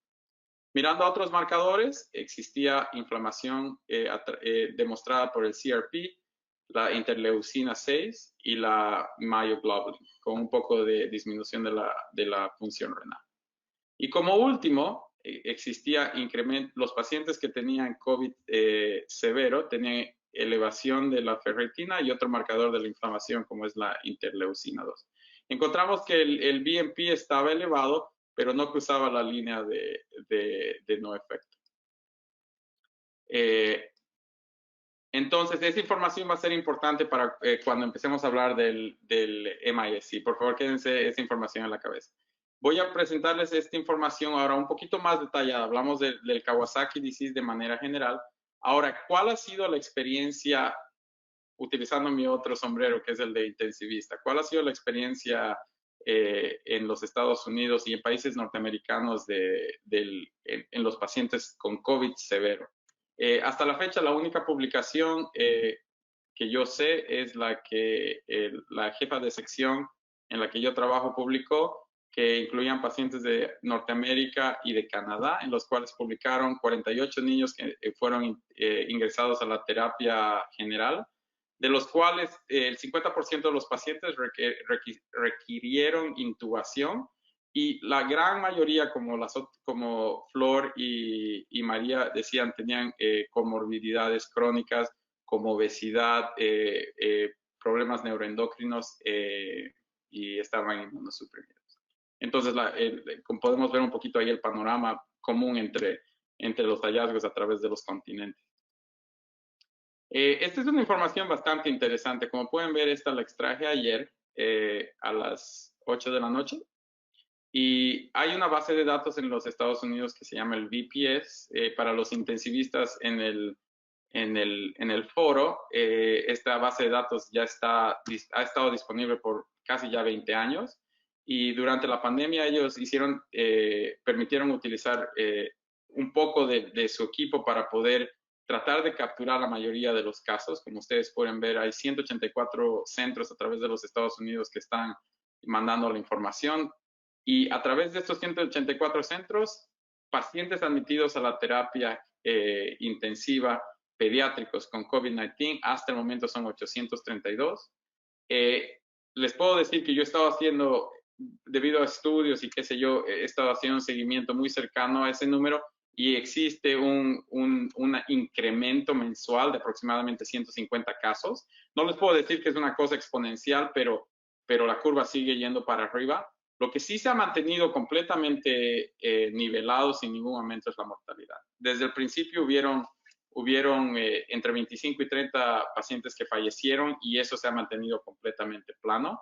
Como ustedes pueden ver, la mayoría de los casos vienen de la costa oeste, de la costa este de los Estados Unidos, y entre Nueva York, Texas y específicamente entre Nueva York y New Jersey, es más o menos el 50% de los pacientes fallecidos. A pesar de que Texas tiene un gran número de casos en pediatría, solamente existe un caso reportado. Y la otra parte importante de esta información es que una vez que el paciente presenta problemas respiratorios severos, la gran mayoría van a necesitar ventilación mecánica, como ustedes pueden ver en esta gráfica, donde el 67% de los pacientes requirió presión positiva para ventilar. ¿Ok? Entonces, con esta información es como un poco de las generalidades COVID-19, la importancia del entendimiento de la enfermedad de Kawasaki. Pero ahora permítanme platicarles específicamente del síndrome multisistémico inflamatorio y un poquito la perspectiva, cómo la tomo yo basada en la información que tenemos disponibles en las publicaciones, ¿verdad? Desde el principio había un conflicto bien grande, no sabíamos qué llamarlo. Si ustedes ven la primera publicación del Evelina Hospital, ellos lo llamaban Hyperinflammatory Shock in Children During COVID-19. No tenía un nombre muy catchy, no había nada muy interesante. Poco a poco salió la siguiente publicación, y acá lo llamábamos Severe Kawasaki-like disease, y esa era la evidencia de Italia. Y aquí es donde se pone el primer término de PIMS, que es el Pediatric Inflammatory Multisystem Syndrome, esta publicación que salió en JAMA y que es el Euclid Center, que es un grupo de investigadores europeos. Y finalmente tenemos la publicación, que ese es el editorial de la publicación que salió en Norteamérica, donde se utiliza el término MISC, que significa Multisystem Inflammatory Syndrome in Children Associated with COVID-19. El motivo por el que les estoy presentando la progresión del nombre es simplemente para que podamos entender que todos son sinónimos. Entonces, les quiero dar, si tienen la oportunidad de leer este editorial por Jane Newberger, para las personas que no saben ese nombre, la doctora Newberger es posiblemente una de las investigadoras que más ha producido en la enfermedad de Kawasaki para los cardiólogos. Es una pasión para ella y, por supuesto, ella tuvo la responsabilidad de condensar la información y la hizo muy bien en este editorial, que les voy a presentar el resumen de lo que ella dijo. Por ejemplo, los pacientes que desarrollan el Multisystem Inflammatory Syndrome, además de las complicaciones cardíacas, como ya lo había dicho María, tienen problemas de síntomas abdominales que son un poco inusuales. Interesantemente, no presentan dolor de pecho.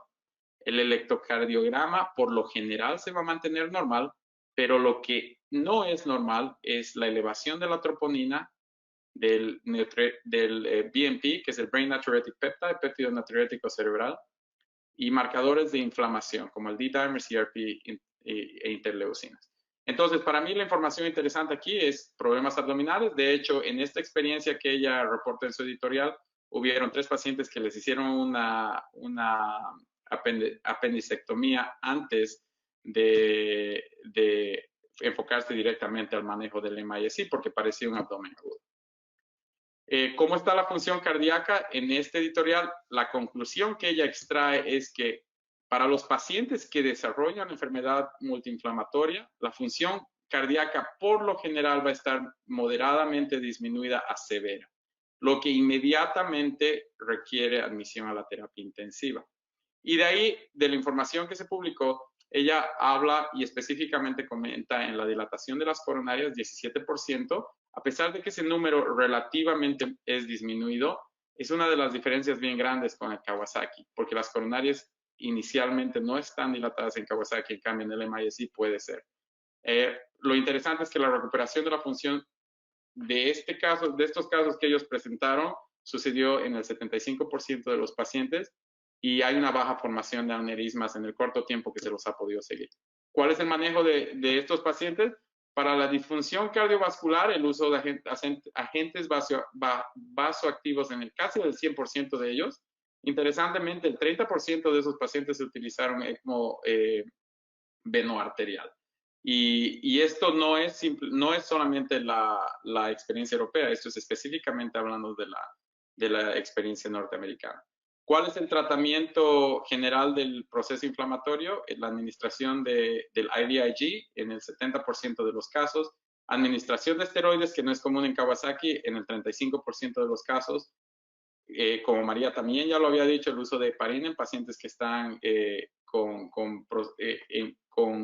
ni siquiera con coágulos, pero van a tener una tendencia a la formación de coágulos. Y existía en el manuscrito en el cual ella comenta el uso de anakinra, que es una droga específicamente para el Macrophage Activation Syndrome, en el 8%. También se mencionó el uso de tocilizumab, infliximab y aspirina en altas dosis, pero no reportaron los números exactos. Entonces, el resumen de esta diapositiva, que creo que es la condensación de lo que sabemos o entendemos del síndrome multisistémico pediátrico, es que a pesar de que el corazón está afectado, puede haber un proceso abdominal que pueda confundir el cuadro y se debe enfocar uno en tratar de determinar qué tan mal es la función cardíaca. Entonces, puse una tablita yo aquí más o menos para ver cuáles son las diferencias entre la enfermedad de Kawasaki y con la enfermedad multiinflamatoria en niños. Entonces, por ejemplo, la edad media en Kawasaki es 7 años, mientras que en el MIS-C es 3 años. Al revés. La edad media en Kawasaki, va a disculpar, la edad media en Kawasaki es 3 años, en el MIS-C es 7. La presencia de shock es mucho más alta en el MIS-C y es menor en shock. La disfunción ventricular es mucho más frecuente en el MIS-C y es menor en Kawasaki. La elevación del péptido natriurético como un marcador biológico de función cardíaca está más aumentada en el MIS-C y disminuida en Kawasaki. Existe linfopenia en el síndrome multisistémico pediátrico. En cambio, en Kawasaki los linfocitos están normales o aumentados. Y con esto les quiero traer la recomendación americana del American College of Cardiology, que dice lo siguiente. La enfermedad crítica, en resumen, es muy baja. Los pacientes con la enfermedad multiinflamatoria sistémica, por ahora, por lo menos, están siendo mucho más altos en Europa y en Estados Unidos, no tanto así en Asia. Y obviamente la epidemia o la pandemia que está sucediendo en Latinoamérica no ha sido aún reportada, pero va a ser interesante escuchar las preguntas y comentarios de los colegas ahora en Colombia y más o menos tener una idea de qué es lo que está sucediendo y cuántos son los casos que ellos están viendo. Pero no me sorprendería que los casos sean bastante elevados. La otra cosa es que si se desarrolla el PIMS o el MISC, que son sinónimos, lo más frecuente es que exista falla cardíaca frecuentemente. Entonces, ¿qué es lo que sugiere la American College of Cardiology? Es que se haga un manejo de soporte temprano y seguimiento continuo con marcadores de inflamación. Y además, ¿se acuerdan que cuando hablamos de Kawasaki era ecocardiograma a la admisión 6 a 8 semanas y a los 2 meses? Ahora, por el momento, es hacer ecocardiogramas frecuentes, casi seriados, hasta determinar la magnitud de la enfermedad. Y finalmente, la sugerencia del American College of Cardiology es que se deben archivar muestras biológicas, tanto de sueroplasma, de DNA, RNA, para poder entender un poquito la patología en estudios posteriores. Con eso les quiero agradecer por su tiempo, por su paciencia y bueno, quisiera escuchar sus preguntas. Gracias. Doctor Flores, muchísimas gracias. Ya les decía, hay muchísimas preguntas. Yo las estoy tratando de resumir para los distintos conferencistas y creo que han despertado muchas inquietudes. Excelentes las conferencias. Les agradezco a los tres. Quiero empezar por preguntarle a la doctora Flor, que no la veo, entonces eso.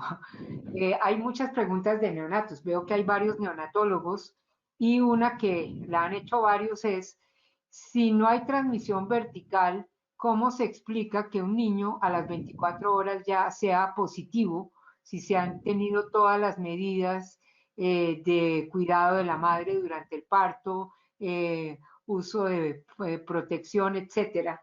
¿Qué nos contesta eso? Sí, claro, creo que es una de las preguntas importantes que tenemos porque la explicación sería de que hay potencialmente exposición del recién nacido en el momento de paso a través del canal vaginal.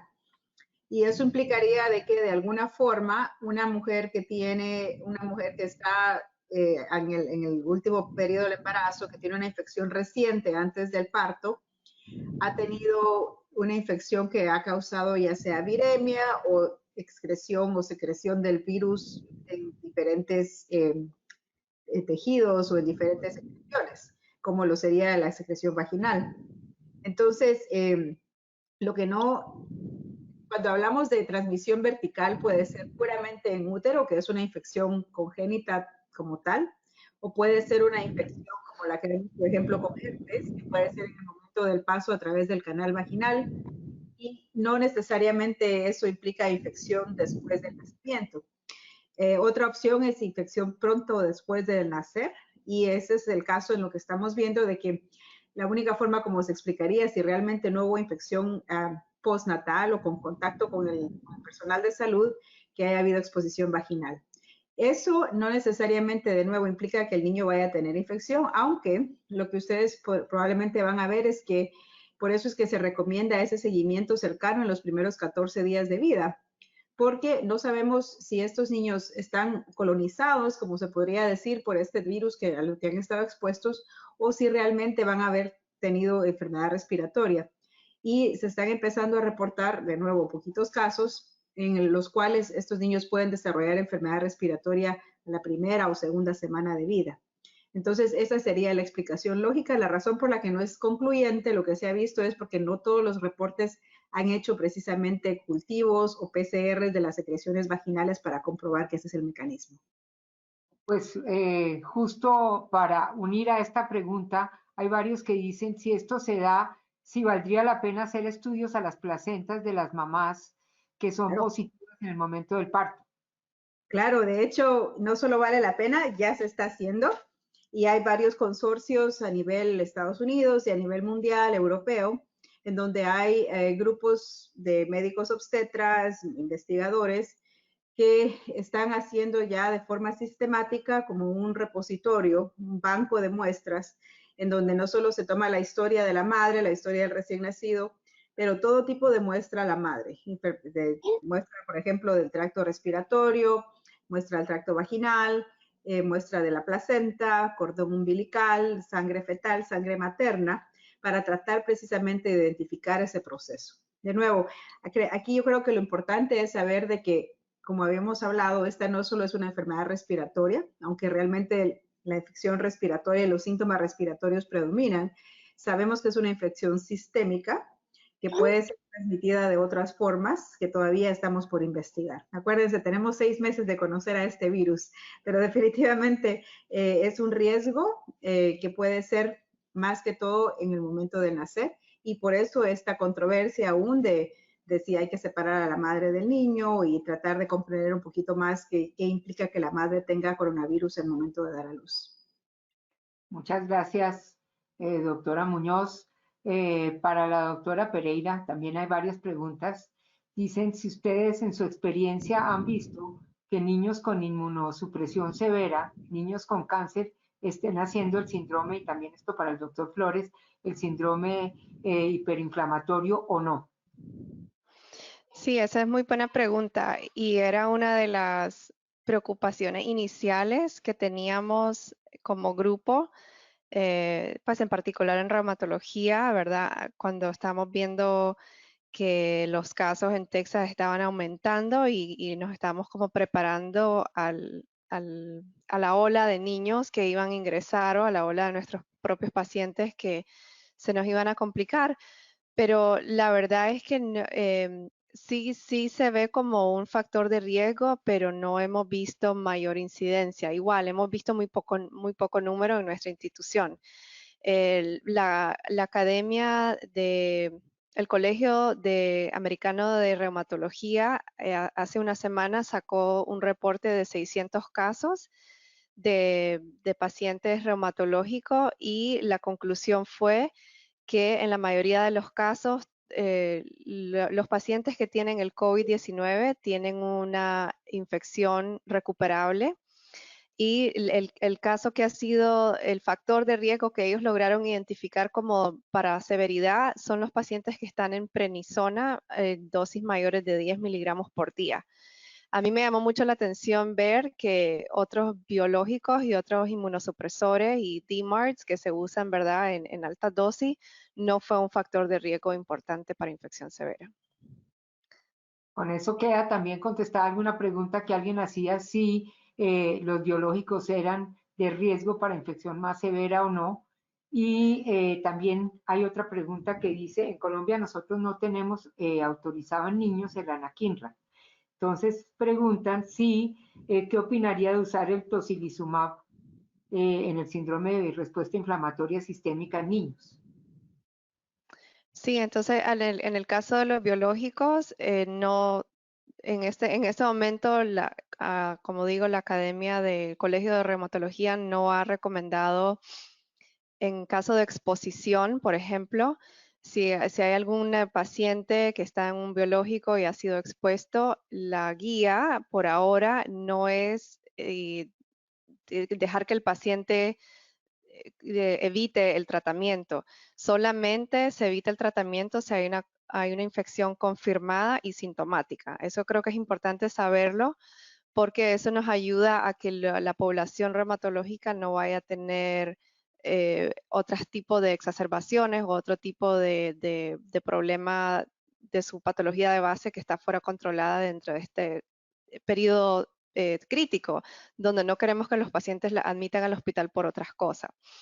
De acuerdo con lo del anakinra, pues el anakinra es el medicamento que se ha utilizado en los centros hospitalarios más grandes. El tocilizumab igual se usó en muchos pacientes adultos con problemas estos de hiperinflamación o de tormenta de citoquinas y ha tenido buenos resultados. Entonces yo pensaría de que se puede usar de la misma manera si la anakinra no está disponible. Muchas gracias. Para el doctor Flores, también hay varias preguntas. Preguntan qué anticoagulante usa, si se puede usar heparina, con qué prefiere, si 100% de los niños deberían ser anticoagulados y si está contraindicada la aspirina, por ejemplo, en casos de trombocitopenia, ¿qué usaría? Es una pregunta muy buena y la respuesta yo creo más correcta es dependiendo en cada paciente. Lastimosamente las guías no son tan personalizadas al punto de que se pueda hacer una línea de manejo específica. Por lo general, lo que hacemos, pacientes con dilataciones coronarias por debajo de Z-score o por encima de Z-score of 2, pero menor de las dilataciones aneurismales, utilizamos la aspirina a dosis bien altas sin el uso de heparina. Pero si hay formación de aneurismas, se utiliza la heparina con una dosis bolo inicial de 50 unidades por kilo y de ahí una infusión continua para mantener, nosotros miramos los niveles anti-10 y tratamos de mantenerlos entre 0.3 y 0.8. Una vez que estamos terapéuticos, por un determinado número de tiempo, por lo general, al inicio de la terapia el paciente no va a estar comiendo nada, entonces no podemos hacer la transición a warfarina. Pero una vez que el manejo hemodinámico esté estabilizado, se hace la transición a la warfarina. Si se puede utilizar aspirina en pacientes trombocitopénicos, es una pregunta que no es clara, ¿verdad? Porque la aspirina a altas dosis no se le está dando solamente para anticoagulación, sino también para el manejo inflamatorio. Entonces, si el paciente no tiene evidencia de sangrado, personalmente yo lo utilizaría. Si este es un paciente que está contra las cuerdas, con un síndrome inflamatorio muy grande, sería un agente que yo lo podría utilizar. Y básicamente porque si es que se comete alguna complicación o existe alguna complicación con la aspirina, la reversión es relativamente no tan complicada como otros agentes que son un poco más permanentes. Gracias. También preguntan en qué casos usaría usted inmunoglobulina junto con corticoides. Personalmente, si el paciente, y eso era lo que yo les quería decir, como le hice la presentación. Si el paciente cumple criterios de Kawasaki, se tiene que hacer el tratamiento de Kawasaki. Y el tratamiento de Kawasaki es dar las inmunoglobulinas. Los corticosteroides no están recomendados como línea primaria para el manejo de Kawasaki. Están indicados en el Kawasaki atípico y lo que estamos viendo que en el MIS-C nosotros podemos darlo de manera temprana. Entonces, más o menos como para poner un poquito de ejemplo en eso, por ejemplo, lidiamos con un paciente que tenía una distrofia muscular de Duchenne que presentó con shock severo y con disfunción ventricular, pero lo interesante es que este paciente tenía disfunción ventricular previa a la admisión. Entonces, el paciente estaba en estado crítico, recibió inmunoglobulina, recibió esteroides, recibió heparina, se lo puso en aspirina, se hizo todo. El paciente está actualmente admitido al hospital y recuperando. Entonces, yo creo que si el paciente está severamente enfermo, utilizaría los dos. Y tiene que ser COVID positivo. Muchas gracias. Hay muchas preguntas sobre diagnóstico para la doctora Flor. Varios preguntan cuál sería la utilidad de hacer anticuerpos IgG y IgM en el recién nacido y si los haría, en qué momento serían útiles. Claro que sí, eso es un tema que podemos pasar también una hora discutiendo, las pruebas de diagnóstico, ¿verdad? Como les mencionaba, en el recién nacido específicamente, Por el momento no se recomienda hacer pruebas de serología para el diagnóstico de infección en el neonato. La razón es por la cual es la misma por la que no hacemos esas pruebas de diagnóstico usualmente para otras infecciones congénitas, que es que puede ser IgG materna o que puede ser de nuevo un falso positivo con la IgM. No son muy confiables en general para diagnóstico de infección neonatal y específicamente para coronavirus 19, las pruebas de anticuerpos siguen siendo todavía no muy eficaces, no muy eficientes en cuanto al diagnóstico y aún en personas fuera del periodo neonatal, en pacientes pediátricos o en adultos, no se recomienda el uso de serología para el diagnóstico de la infección. Se recomienda el uso de PCR si es posible, porque es la forma más sensible, se puede decir, y específica de diagnosticar la infección actual. Las pruebas de serología, no hay ninguna que esté aprobada en este momento por la FDA. Hay muchísimas que están siendo utilizadas bajo lo que se llama una autorización por la emergencia, pero no están todas bien validadas. Hay algunas que están mejor validadas que otras, que quiere decir que se ha comprobado que sí realmente son positivas comparándose con PCR o con cultivos. Y de esa forma es importante que tomemos la serología en este momento más que todo para ya sea hacer estudios de prevalencia o hacer estudios de confirmación de que alguien se ha recuperado de la infección más adelante o hacer pruebas de respuesta a la vacuna, pero no para el diagnóstico agudo. Muchas gracias. Y de diagnóstico también preguntan si sí vale la pena hacer una prueba, esperar a que se negativice la prueba en paciente asintomático que está en su casa en manejo, si se justifica la prueba negativa o se podría dejar sin hacer prueba. Prueba de PCR. Prueba de PCR de control. Tiene prueba positiva, está asintomático, 14 días en su casa, si se justifica hacer una segunda PCR para que ya salga. Esa es precisamente la controversia que hay en el manejo y las guías actuales del recién nacido, ¿verdad? Porque les mencionaba cómo puede ser que el niño se le hace la prueba de rutina, la mayoría salen negativos, pero aquel niño que sale positivo, usualmente se van a recuperar y no van a tener ningún problema. Entonces, lo que dicen los pediatras acá en los Estados Unidos es de que no tienen ellos mayor utilidad de estarle repitiendo la prueba si el niño está asintomático, que mejor preferirían hacerlo si el niño tiene síntomas para entonces estarlo vigilando. Y tiene mucho sentido. La respuesta de la Academia Americana del CDC en cuanto a esa pregunta es que la razón de saber si el niño está excretando el virus también tiene implicaciones en cuanto a cómo se va a utilizar medidas de protección, por ejemplo, para el personal de salud y para la familia y demás. Eso es para el recién nacido. En general, lo que la indicación de repetir una prueba positiva en una persona asintomática es simplemente para poder tener medidas de control de la infección. Por ejemplo, cuando tenemos un niño asintomático en el hospital que necesita estar regresando a citas porque tiene hemodiálisis, porque tiene citas clínicas o algo así, nos ayuda para el control de la infección y manejo de este chico mientras está en el ambiente hospitalario. Pero para alguien que está en casa, ambulatorio, que no tiene factores de riesgo, que de repente sale positivo, repetir la prueba mientras siga asintomática no tiene ninguna utilidad. Muchas gracias. Puede ser para la doctora María o para el doctor Flores. Preguntan si ustedes tienen experiencia en uso de plasma de convaleciente específicamente en niños con formas severas de COVID. Tenemos muy poca experiencia. Como decía la doctora Muñoz,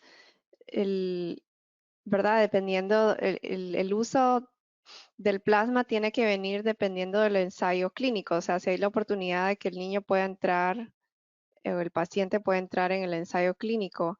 Y se ha utilizado, lo hemos utilizado y pues no ha habido complicaciones, pero no específicamente para el manejo del MIS-C. Se ha utilizado para el manejo del COVID severo, pero no específicamente para el MIS-C. Y también pregunta alguien si han visto aumento de casos de diabetes que se ha descrito asociado a COVID-19 en niños. yo tengo la respuesta para eso, pero me parece que Flor tenía un comentario sobre... Sí, yo cero experiencia sobre el uso de plasma. Sé que lo hemos estado haciendo, pero me gustaría escuchar su respuesta. Gracias, quería levantar el dedo. Te vi. Pedir la palabra. No, bueno, vean que, doctora Mariño, este tema del plasma convaleciente para los infectólogos ha sido un tema universal, ¿no? ¿Qué es lo que hacemos cuando no tenemos tratamiento o vacunas?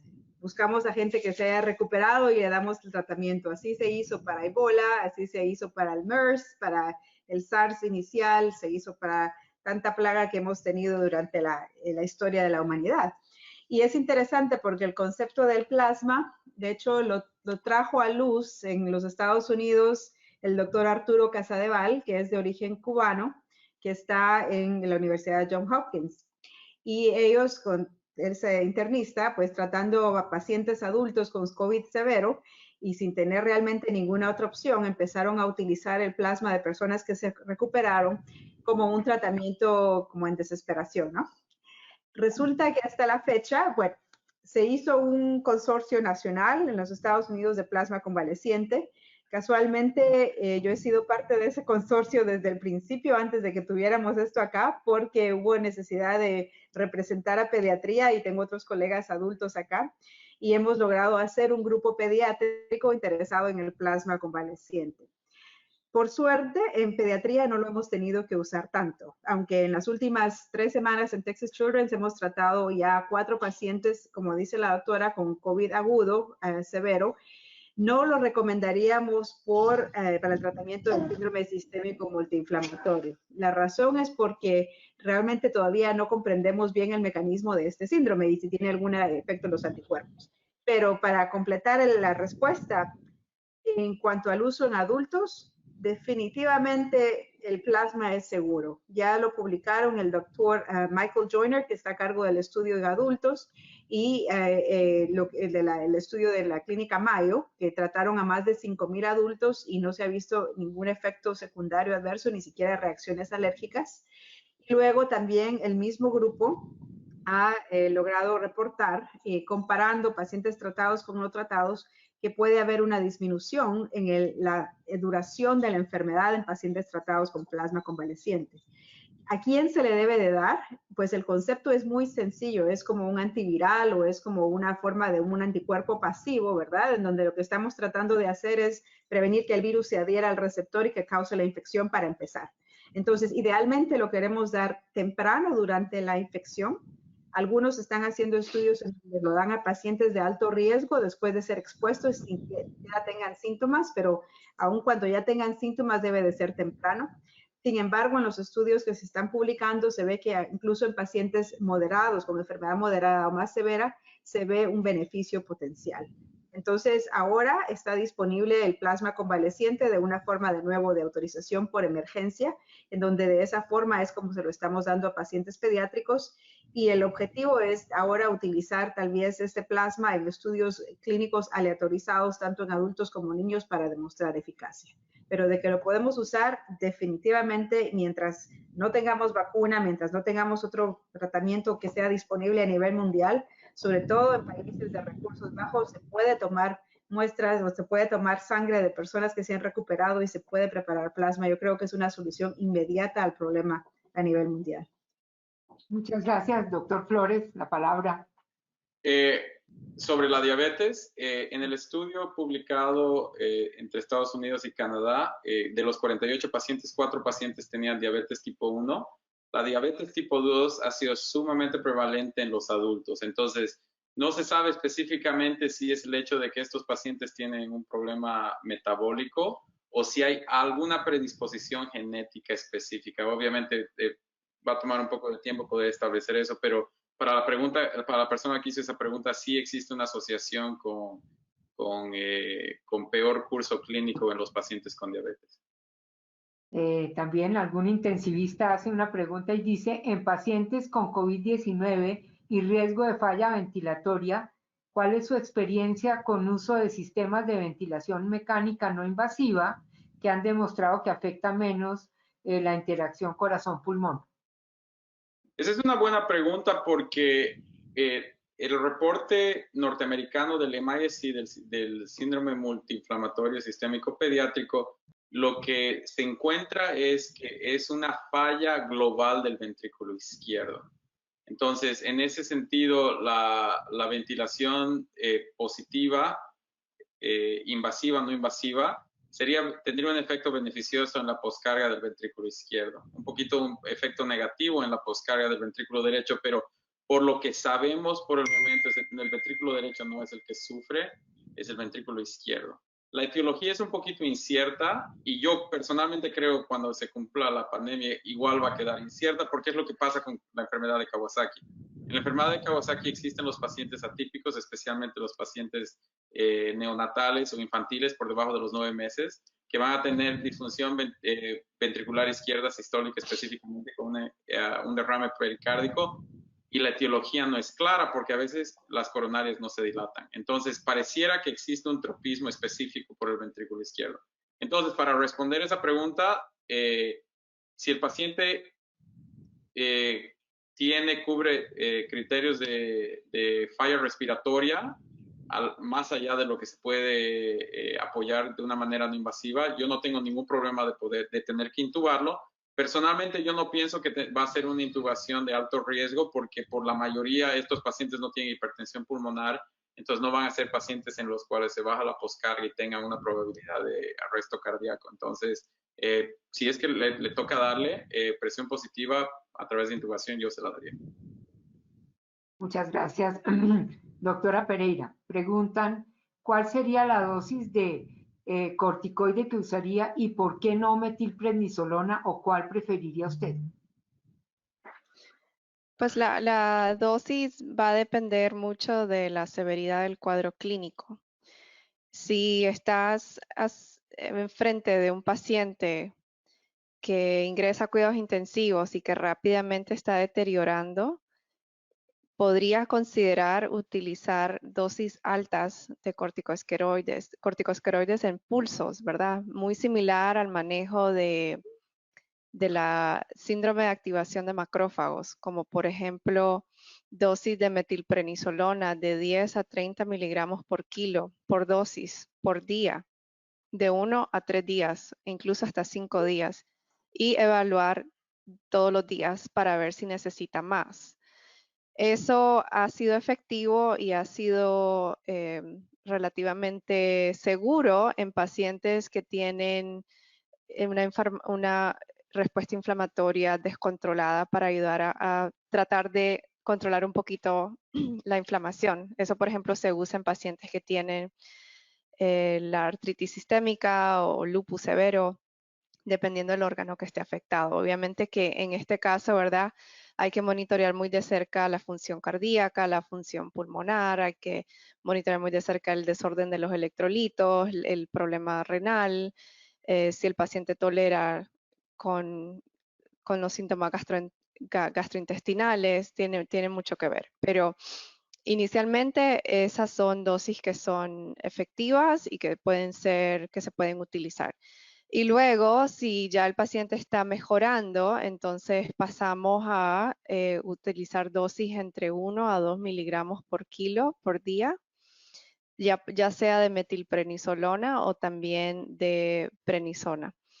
Ahora, está saliendo cada vez más reportes del uso de la dexametasona, que se puede utilizar también en el caso de cuidado crítico.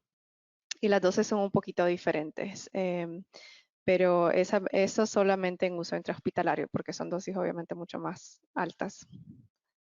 Y lo que hemos estado haciendo, una vez que el paciente necesita utilizar dosis altas de esteroide, entonces todos los días se le va dando poco a poco, disminuyendo la dosis, y creemos que el curso del MIS-C, parecido al curso agudo del Kawasaki, más o menos dura unas 2 semanas, entre 2 a 3 semanas. Entonces se le trata de dar algún tipo de taper o wean que dure más o menos ese periodo de tiempo. Lo ideal es que si el niño sale del cuidado intensivo, ya no usa soporte ventilatorio, ya no usa ningún tipo de soporte crítico, pasa al piso regular y luego ya se puede, por ejemplo, mandar a la casa. se le da seguimiento de 1 a 2 semanas después de la hospitalización y en ese momento uno trata lo más que se puede tratar de eliminar el corticosteroide para que no sea de largo uso. Muchas gracias. Una pregunta que también hacen varios y que ha sido un motivo de discusión aquí en Colombia es si a todo niño que va a ir a un procedimiento quirúrgico debe hacérsele prueba aunque esté asintomático. ¿Qué considera la doctora Muñoz? Desafortunadamente, sí. Si tienen los recursos y si tienen las pruebas adecuadas, que son pruebas de PCR, y ha habido una evolución en el entendimiento, en la comprensión de esta enfermedad, ¿no? Y también en la disponibilidad de estas pruebas. Como les mencionaba, el encontrar el virus en las secreciones respiratorias, que por el momento es hisopado nasofaringio, puede ser un hisopado a nivel de los cornetes nasales o también orofaringio. De hecho, se están haciendo pruebas de saliva ahora que parecen ser bastante útiles. Mientras tenga la prueba validada para ese tipo de muestras, la razón por la que queremos hacer esta prueba en todos los pacientes, aunque estén asintomáticos, es porque sabemos que este coronavirus es distinto a otros virus respiratorios en el sentido en que puede estar, de hecho, ya replicándose, sobre todo en la garganta, antes que en el tracto respiratorio, pero de la garganta pasa al tracto respiratorio, sí, antes de causar síntomas. Y eso puede ser por una duración de unas horas hasta varios días antes de causar síntomas. Esta es la razón, de hecho, por la cual el uso de mascarillas es tan importante en el control de esta pandemia, porque ninguno de nosotros sabemos con exactitud cuándo nos infectamos y de hecho podemos estar transmitiendo el virus. Les mencioné la capacidad, la afinidad que tiene este virus en este momento por infectar y por replicarse y cómo se ha mutado, y esa capacidad que tiene de replicarse, de transmitirse tan fácilmente, lo hace de hecho mucho más peligroso. Y luego, más que todo, en este momento la protección del personal de salud y la protección de nuestros cirujanos, nuestros anestesistas, todos los que van a hacer cualquier tipo de procedimiento, nuestras enfermeras, y de hecho la integridad del sistema de salud depende de poder detectar estos casos y de poder hacer un rastreo de dónde vienen estas infecciones. Entonces nos va a permitir de nuevo implementar métodos de control de infección para evitar ese contagio dentro del hospital y dentro de nuestra comunidad en general. Entonces sí, hay que hacerlo si tienen la opción de hacerlo, aunque estén asintomáticos, porque este virus nos enseñó de la forma difícil que, ¿verdad? Tenemos que respetar el hecho de que se transmite muy fácilmente aunque no tengamos síntomas. Muchas gracias. Y una última pregunta para acabar en el tiempo. Si a todo paciente con diarrea y fiebre, niño, que no tiene síntomas respiratorios, ¿se justificaría hacerle prueba? ¿Con diarrea y fiebre? Sí. Ok. Esto también es súper interesante porque nosotros estamos haciendo pruebas no solo para asintomáticos y no solo para personas o pacientes que ven con síntomas respiratorios, sino que realmente para cualquier síntoma nuevo que tengan, sobre todo si están afuera en la comunidad. Fiebre sola puede ser, síndrome diarreico puede ser también, ¿verdad? No sé si ustedes han visto, lo he escuchado en algunas otras conferencias con Sudamérica, que este es su invierno, esta es la época en donde esperarían estar viendo virus sincitial respiratorio, virus de la influenza, otros virus respiratorios, y prácticamente el coronavirus ha tomado posesión y no hay otros virus o hay muy poco de otros virus. Entonces, el espectro de enfermedad que puede causar es tal y la expansión que tiene este virus en este momento entre la población es tal que cualquiera de estos síntomas podría representar una enfermedad por coronavirus. Hemos encontrado de todo. Y de nuevo, tal vez tenemos el lujo de poder hacer la prueba en muchos pacientes, pero literalmente niños infectados con tifos. Hemos tenido niños con bartonelosis, ¿verdad? Con enfermedad de gato, de arañazo de gato, que también tenían coronavirus. Niños que tenían nada más enfermedad gastrointestinal, que era nada más coronavirus. Entonces, hay que tener mucho cuidado hasta que entendamos bien de qué se trata esta enfermedad y si tienen la posibilidad, tratar de hacer las pruebas en lo posible. Muchas gracias. Si la doctora Pereira, doctor Flores, quieren hacer algún otro comentario. Las damas primero.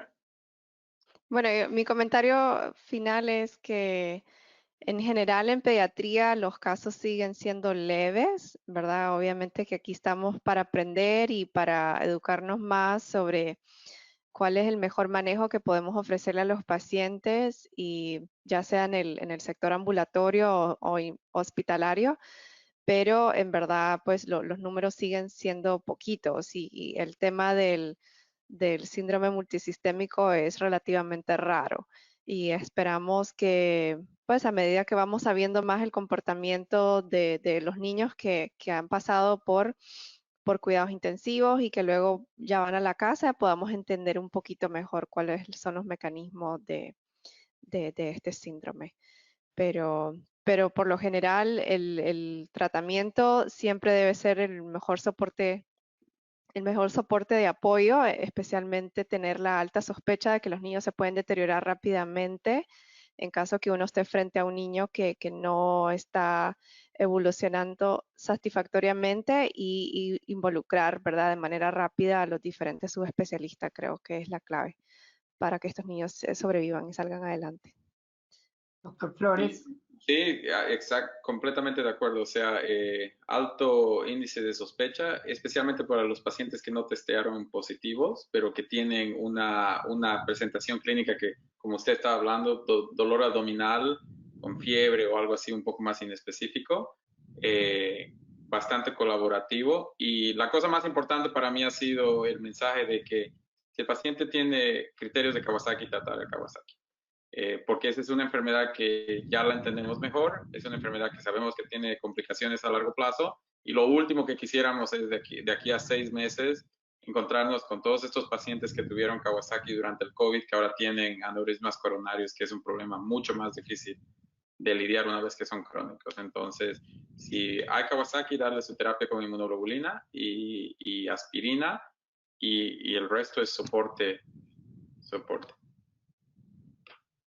Bueno, muchísimas gracias. Estuvimos muy cumplidos con el tiempo. Siento a los muchos que hicieron otras preguntas que no alcanzamos a discutir, pero les agradezco mucho a los conferencistas. Fue gran aprendizaje, excelentes conferencias, y creo que todos quedamos muy contentos. Esperamos seguir en comunicación con ustedes. Nosotros también, todo el grupo de los cardiólogos pediatras, los infectólogos, estamos tratando de recolectar nuestros casos, porque también, como dijo la doctora Muñoz, para todos es un aprendizaje, no sabemos bien a dónde vamos, y esperamos poder compartir con ustedes en otra ocasión.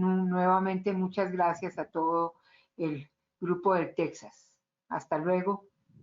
Muchas gracias. Le tomamos la palabra. Muchas gracias. Quisiéramos saber su experiencia también. Así es que la Esperamos próxima... poderla compartir. Muchísimas gracias. A ustedes.